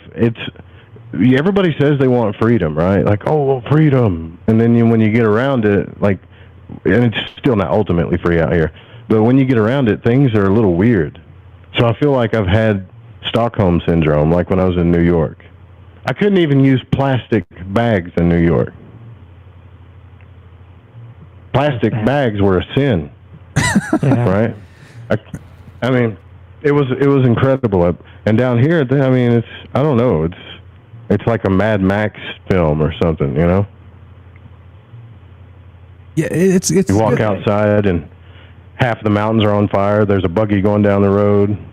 It's crazy. I agree with you. I came from the other side. I came from California, from the the authoritarians on the West Coast instead of the East Coast, and so there's some majesty to the Southwest with that freedom bit. You know, like I could literally just carry like a Desert Eagle on my hip into a grocery store and nobody trips. You know, it's just like Yeah. Beautiful thing. Freedom, Beautiful bro. thing. It smells like freedom. Hey, Joe, real quick, I got a couple people. We got old guys. We got gold guys out here. We're an open carry state too in PA, and we got guys out here. They carry their stuff holstered. Older people mostly, and they just walk in anywhere, and nobody bats an eye. Yeah, we shouldn't. It's crazy, man. Like once you get over it, though, it's not a scary thing, right? Like, think of it this way: if some joker comes like running in the grocery store with a machete chopping people up, one of them old timers is going to put him down before he can say, "What the hell just happened?" So you know what I mean? It kind of makes me feel better about the situation, right? I'm like, okay, cool, right? Like we got some vigilante justice if it needs to be done. It's ready to go. But the last time I was in Las Vegas, though, bro, was 2013, I think. I went to Pahrump, Nevada, where Art Bell lives, and went to Vegas. I was so enamored. I don't know if enamored's the right word, but I was so in awe by the architecture. You know, I'm just some redneck boy from Arkansas. I've never seen a city like Las Vegas before. I didn't gamble. I didn't do anything. I just drove around the city for 2 days just looking at everything because it was so amazing, you know? Yeah, it's nice. I had a nighttime. Was working for a hotel, and I was doing the laundry. I was in the laundry room. So we used to get out in the morning, like 5, 6 o'clock in the morning. Sun's coming up, and you see nothing but mountains. The haze hasn't come down yet or anything like that. It's beautiful. Beautiful. Big sky. That's what I remember.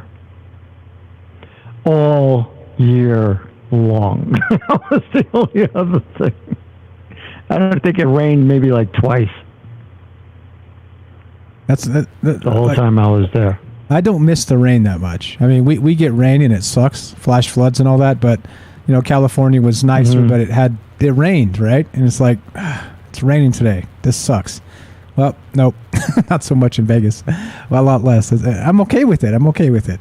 My wife, not so much, but I'm okay with no rain. Hey, Joe, real quick, what's the email? Well, I got a couple folks that are interested in sending you a demo. Is it producer@fringe.fm? Is that right? No, it's producer@thefringe. It's the old URL, so it's producer@thefringe.fm. Got it. And here soon, and I mean real soon, we're going to do a contest for this too, right? So we're going to do a contest to have, well, I don't want to tell you too much about it, but we're going to do contests for this too. I figured, why not, right? And the way I'm going to do it is going to be cool. We're going to have a meeting. It's going to be awesome. And then we're going to have the best radio station on the planet. We already do anyways, but it's going to be even better than that. Even better. Nice. Even better. Nice. Even better. And then when the schedule gets full, if you don't jump in on this, you're going to miss out. Because the schedule will fill up quick. Just letting you know. Quick. Lickety split. Quick. Yeah. There you go. So we had some people interested. Producer@thefringe.fm, guys. I linked it in the chat if you want to check it out. That's where to send a demo if you want to be on the radio on the Fringe FM. Joe Rupe here is the owner, and like I said, if anybody wants to do this too, and you're like hesitant, I can help you. I will help you. I will also. I know Joe will help you. I will help you. Spend some time, help you get the audio right and stuff. Sometimes it's a lot of work to figure it all out, but I'll help. I'll chip into that. I know we have a lot of smart people out there that have a lot of smart things to say, and getting the word out is important. I'm not going to help you. Damn it! I didn't want to speak for you, but all right, fine. Brian I'm has not going to spoken. help you. You're on your own. I already did this. Okay, all right. I had the trial by fire. Well, I mean, do you realize what you're saying? You're going to help. You're going to help people for real. You're going to help them get a demo. If you guys want to know what a good radio demo sounds like, okay, just go to YouTube and type in radio station air checks, and you'll hear what it sounds like. Anybody can do it. And here's the key to this. Don't think about how good you are or how professional it sounds or any of that stuff. Think about how fun it would be to do and how fun it would be to hear what you're doing. Don't worry about all that other stuff. Because I feel like when you get to that point where you worry about just how good it is, it's no fun, man. Like, that's... when you go on the dance floor, if you're worried about how good you can dance and you're constantly thinking about that, you don't dance for crap. Same thing in the sack. If you start thinking about all this stuff, it just doesn't happen. So what I'm trying to tell you is just have fun with it. That's it. Yeah, it comes out of you. That's my advice. If you got it in you, you got it in you. And yeah, like I would say the same thing. Focus on the audio. Make sure your production is as tight as possible, and then whatever's going to come out of you, you probably already have a knack for anyway. Like I said, all that driving made me go, nah, come on, man. These guys are always talking about propaganda BS on the radio. We could do better than this. Listen, I got a confession to make. Shoot. I committed a crime yesterday and didn't know about it. All right. Until afterwards. All right. You know what I did? What'd you do? I hit a car and I took off. What? What? I thought you were going to say something like, I collected rainwater and that's a crime in my city. No. So here's what I was doing. And Brian don't even know this because I was talking to him on the phone last night. I got my right front tire has got a slow leak now. You know what's weird? I talked to a psychic a year ago, and he said my right front tire was going to have something wrong with it, and now it does. But it's got a slow leak on it. All right? And I was talking on the phone. This is why I'm starting to figure out I can't do multiple things at once. So I was talking on the phone, got in the car. What am I hearing here? Feedback? I don't know. Not me. I got in the car, and I hit reverse, and I just bumped this truck. And granted, it didn't look any better than White Thunder, right? No better. And I just barely bumped it, and I thought that it was the curb. But you know how when you think you hit the curb and then you realize, wait, that's not a curb, that's a car? You know what I mean? Yeah. Mm-hmm. Yeah. That I had that thought. And so my heart skipped a beat for a second, and I just drove the hell off. You know? Awesome. How did you? So you got damaged then? You said your front tire's broken now, or what? No, there's no damage on my car at all. There's absolutely. I'm telling you, the Honda has this big plastic bumper on the back of it. All I did was just barely touch it. I mean, it was harmless, you know. But it still freaked me out.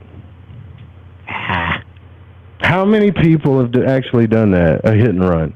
I'm not talking about hitting, like crashing into a car or hitting somebody, but just barely bumped somebody and it was like, hell with it. Come on. My hand is raised. I've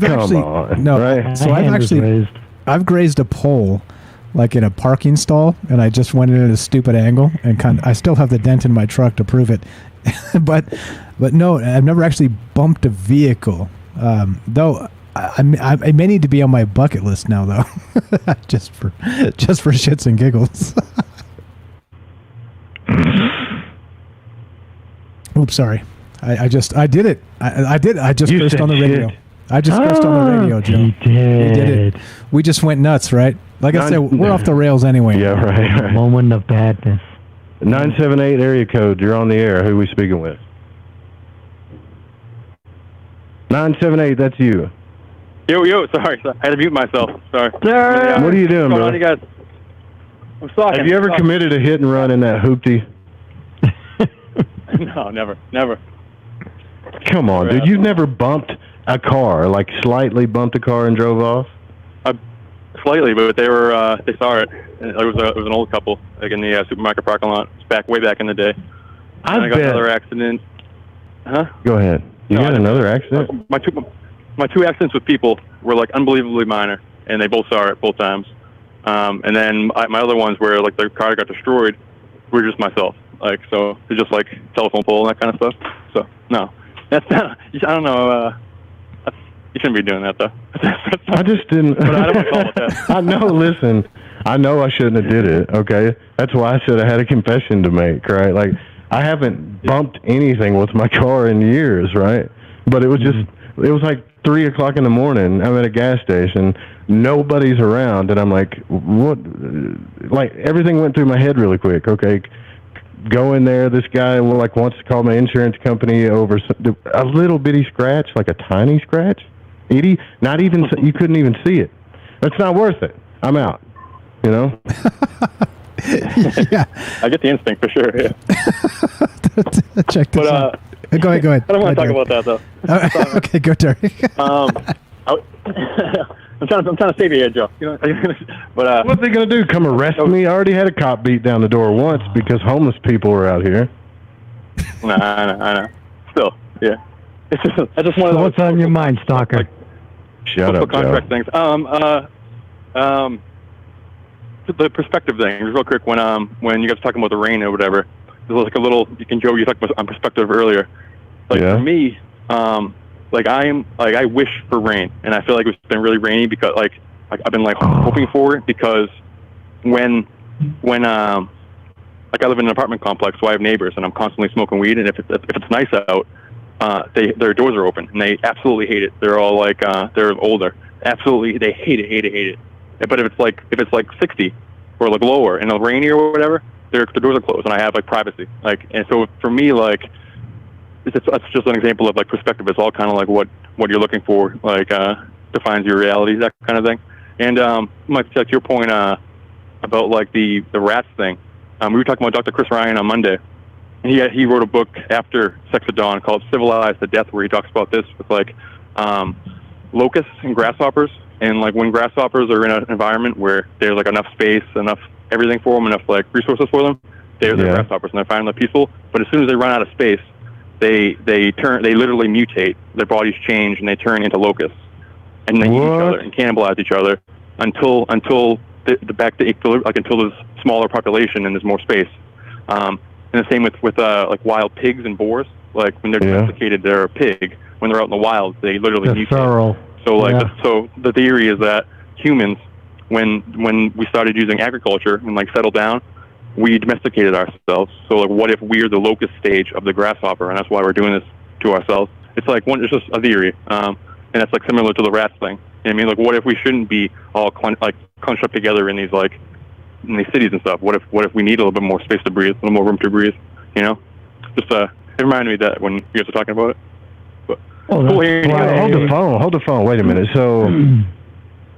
What? So if they start getting boxed in, they mutate, then kill each other?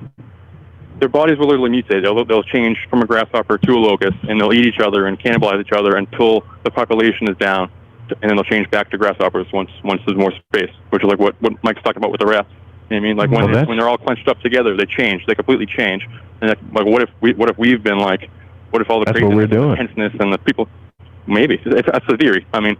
Well, that's why the big exodus from the big cities. Yeah. No. I mean, I get what he's saying though. We're probably doing that too, because they're making us crazy with this stuff, right? And then things get overpopulated, and they box us in, and we destroy each other. But what are we mutating to? You want to hear something weird, man? Now that you say that. Yeah. Dude, there are 15. No, I don't want to say 15. 10 people I've talked to in the past 2 months that are having autoimmune deficiencies for some reason in their bodies. Yeah. Yeah. I talked to somebody today who said that their cholesterol level is at 2,400 in their blood. You know, your cholesterol level is supposed to be 150, right? Holy crap! Yeah. This is a young, healthy person. Yeah. When your body's in that, everybody knows this. But when your body's in that fight or flight mode, it changes. You can't work properly. Your body starts dysfunctioning. It happens for a long time. Say for the past year and a half or whatever, you change. I mean, my mother has autoimmune disease. She has multiple sclerosis, and she points to a specific traumatic event in her life which she thinks causes it, which is she believes it's completely stress. It's completely stress related, and she's in a wheelchair from it. So it's a real thing. You got to try to I don't know, best you can, let it all slide off. Wait, surf the wave, don't get drowned in it, don't get buried by it, I wouldn't doubt it if they're doing psychological experiments of warfare on us to mutation experiments. I mean, look at the vaccine, mRNA, right? Psychological warfare. The next thing you know, you grow a third arm and it starts talking to you. Maybe they're just trying to figure this out. Maybe they are using us like rats. I think so. I don't know. I'm not sure. People are on a razor's edge, but like at some point you can't blame that. I mean, we've been doing this for like a year and a half. Like, I don't know. It's just like the things that you focus on, you're going to see it more and more and more often. Like, I don't know. If I dwell too much on my surroundings, I can definitely get myself in a downward spiral. You know, and I've been there for a long time. Like, and like, dude, and I don't know. You just gotta kind of like. You're 100%. Mike, you really. Mike really, Mike does a great job. He's a really great addition to the Fringe. And like you were talking like tonight, Mike, about how you kept saying that you were like going off and like on a soapbox and stuff, and like you really weren't. Like I listen to a lot of stuff, and like people are negative about it. Like you're really positive about this. You can say like stuff that's like scary and that kind of stuff, and things that are like wrong with the world, but you do it in a way that's like coming from a happy place, you know, and like. A lot of people aren't doing that, and like there's a reason why I say "haha" in text every time I say a sentence, because I want people to know I'm saying it with a smile. I mean, and like, so just you might just have like a super dark sense of humor. You know, that could be it too. I have that too. It's true. It's true. Yeah. But that doesn't mean you got to be dark about it. I mean, it doesn't mean you have to like you can be dark without being like negative, and like dark is funny. Like, yeah, it's definitely funny. Hold on, let's take this other call because we're running out a few times here. I don't want them to stay away. I gotta go, but great show, you guys. It's been awesome talking to you guys. All right, thanks, Derek. Catch you later. 951 area code. Later, Night Stalker. Don't work too hard. 951 area code. You're on the air. Who are we speaking with? 951. Hey, Jay. Jay, where are you calling from? From SoCal, Southern California. Oh, dude, what's up? Oh, man, I was just falling asleep, but I had to chime in real quick because that whole locust conversation, I just read about that earlier today, and it's like a synchronicity. So, like the whole reason they form into locusts is from serotonin, I guess. So serotonin increase over time, and I don't know, within like 2 or 3 weeks, the grasshopper will actually mutate into like a locust. Really? That's insane, man. I wonder what the hell are those things called, man, that I was talking about the other day? Hello. They say they're aliens too. What is it? The praying mantises. Praying mantis. I saw one on the door the other day. I wonder what those bastards would mutate into. Oh, who knows? Who knows? But I was just thinking think about all the things, like just to piggyback off of him, as he was saying, all the things that like maybe humans get serotonin from, like our phones and technology and stuff like that over time. You know what I mean? So what does the human version of the locust become? No, we're probably going to find out. Bill Gates. Yeah, probably. But humor is always a good thing too. Dark humor, any type of laughing, and just acceptance. You know what I mean? Acceptance creates that lightness within you to just keep going. And with your realm, I noticed the other day you said something about tension. So between Night Stalker and Michael Strange and your call. Yeah, I'm probably gonna have a few drinks tonight. There's a lot to think about. Cheers, brother. You know, as long as you enjoy it and laugh somewhere down the line, because you know it's just like day by day. You know, no day is guaranteed, so might as well be as light as possible. Exactly. My goal in this life is to die light as possible. You know what I mean? Just laughing or just light, because I feel like that energy will take you to wherever you go when that date comes. So might as well always be prepared for it. You know what I mean? I like your style, Jay. First time caller, Jay. As always. Yes, thanks for calling in, brother. Thank you, guys. Appreciate it, Jay. All right, have a good night, man. Peace. We get a lot of first time callers here lately. I haven't even looked at the map tonight, by the way. Holy hell, there's a lot of people listening. Is Clyde not doing a show again? Thanks, Clyde. Nah, man. Is that what's going on? It could be. But, Clyde's you know that one night he didn't do a show, I was like thanking him every like 3 quarters an hour. Thanks, buddy. Clyde's old news, man. Clyde's old news. He's great, but he's old. He's all right. Nah, he's all right. He's the reason I'm doing this. So I don't mean it. I only mean it tongue in cheek. I aspire to be. Well, the cool thing about him, man, is you can have the dorkiest, geekiest conversations with him for long periods of time. Like he's just like us, man. He loves this stuff. You know, I just feel bad that I fell asleep in Star Wars. Like I think he was never gonna forgive me about that. We got like a few minutes, maybe 2 minutes, if somebody wants to call in, 1-800-588-0335. Tomorrow night, Mary DeCina is going to be on here. I would suggest if you want to talk to her to call in early and wait, because it's going to be a really big show, the Cancer New Moon. Pretty deep stuff, man. So thanks for coming on, Michael. It's good having you on here. Yeah, pleasure's mine. Thanks. You know where to find me, man. We got one. Yeah, well, I'm gonna prank call your show one of these nights. 602 area code. You're on the air. Who are you speaking with? What are you doing? It's Curtis. Kurt Green. What's up, brother?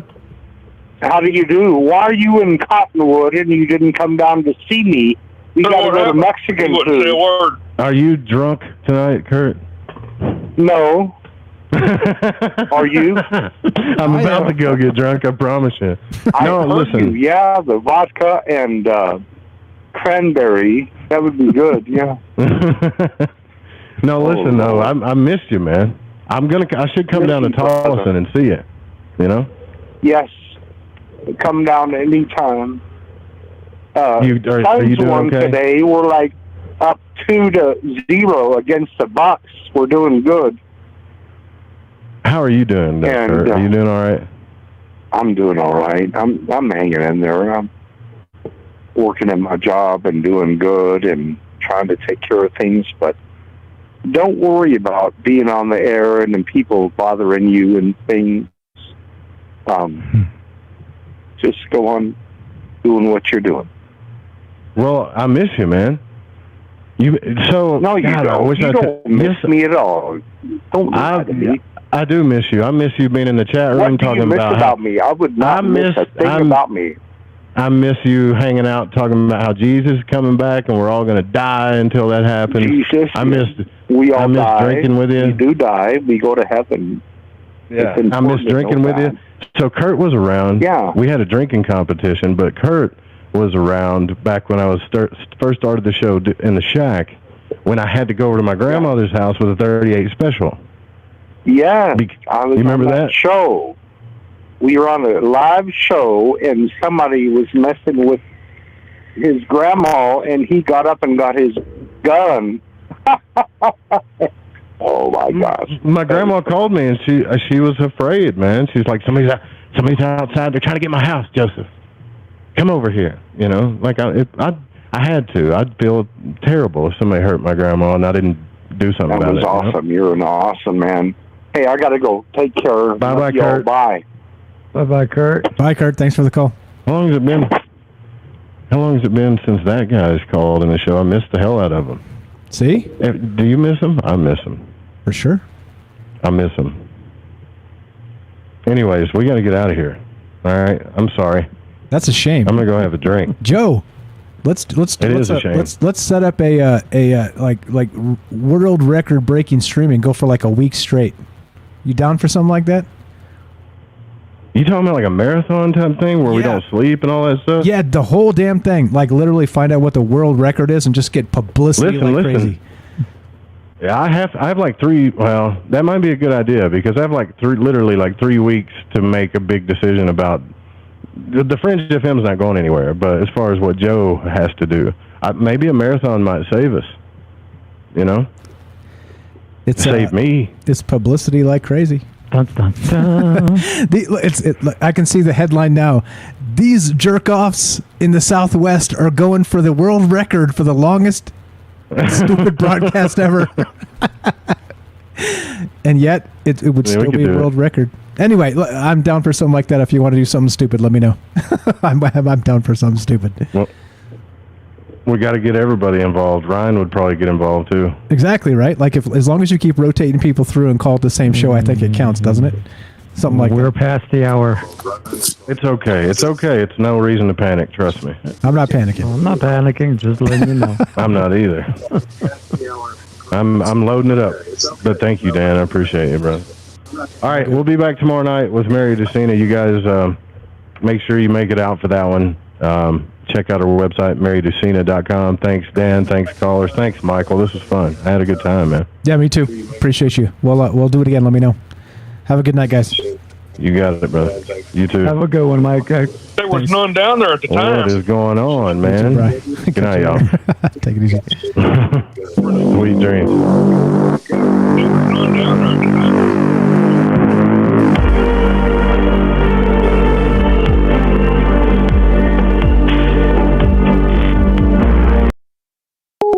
All right, so I'm hanging up the phone here, and we're gonna finish our show too, because we've been on this for 4 hours now or some shit. I don't know. It's been a long time. It's okay. So we were just finishing up.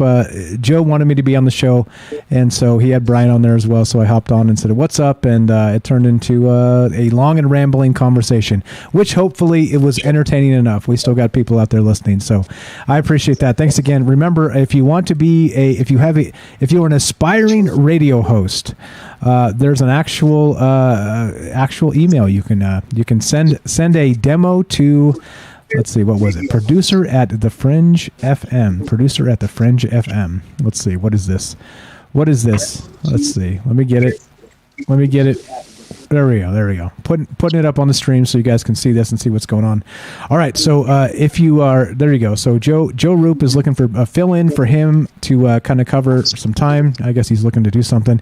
And then also, we're also on the Fringe looking for radio hosts to take, if you want like a weekly show. Like basically I do 4 nights a week, right? I did 3, now I do 4.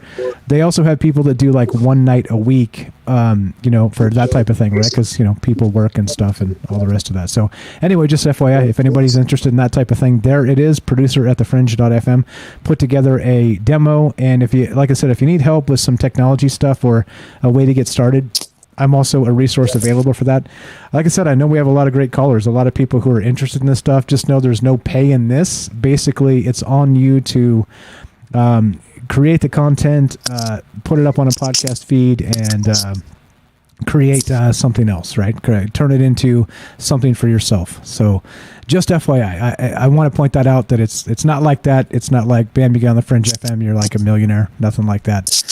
So just to be clear, but it does get you started. It does get you locked into a schedule, and it does help me because it's hard to start on time for me. So you know what I mean. So sometimes I'm usually the 5 minutes late guy. So, but since I'm on the Fringe, I have to go at like 7 on the button. Anyway, just point being, there you go. If you're interested in that, it's open and people are. There you go. What's up, Marge? I see you there. Thanks for showing up. Everybody in the chat, everybody that hung through all this long ass stream, probably the longest show we ever did. But we kind of did the show after, the lighting the void and the rest of it. And you see how rambling the conversations can be. But if you do it right, it's still entertaining, I hope, right? I hope so. All right, Jay, what's up, buddy? I'm with you, man. Are you there? Yeah, I think so. Am I? Yeah, you're with me. No. You're with me, bro. Okay, cool. I bumped down into the caller queue because it kept bumping you off the air, so I'm hearing your like background noise. So you're on, buddy. Oh, that's your show. Hopefully you're not masturbating or something. I'm kicking off your show. Okay, good. So hey. That's funny. So you've got 4 hours in right now. Let's start now. Let's bring in SM here. Let's bring Marge. Let's do it. We'll get some. We'll get Monochrome in a couple hours. Bunny's got to be up by like 7 or so our time, right? For New York time. I don't have anything to do tomorrow. Could we really pull it off? No, not right now. We need some planning for this. We need some planning. That's the whole thing. Is we don't need any planning at all. Let's just do it. No. I like your enthusiasm, but no. You said you had a quote. Let's do an extra quote. We're a super long show. Let's finish this up. Let's do the second outro with Jay, if you can believe that. Have you ever had 2 outros in the same show? You got another quote for us, buddy? Let's fucking do this. Yeah, I think so. I want to read this one really quick before I read it out loud.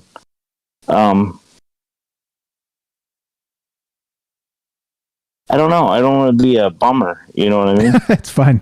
I got you. I'll laugh and make some light of it. So, well, I mean, go ahead. I see. I got Carl Sagan. I got Winston Churchill. I got all these ones that I was saving for a different show, and then I changed my mind at the end. I'm not using that one. I'm going to use this one instead. But I think this one by Carl Sagan might be good. All right, let it rip. We'll give you some music. Hold on. Let's play. Let's see. Since we're so far in, let's start from the beginning. Go right ahead, sir. The dumbing down of America is the most evident slow decay of substance content and an enormously influential, my sleep just spurred, media. The 30-second bites, now down to 10 seconds or less.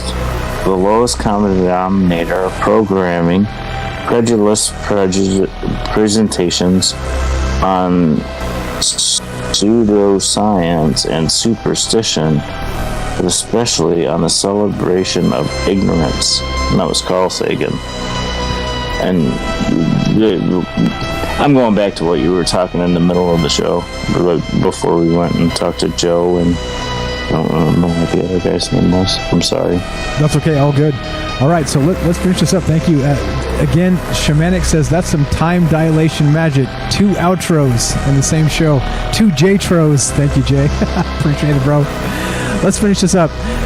I hope you guys had a great week. I hope, again, right, like I appreciate what Night Stalker said, that he appreciates our levity as a group, as a community, that sometimes shit looks ugly, but we can still smile and look it in the face and say, do your worst.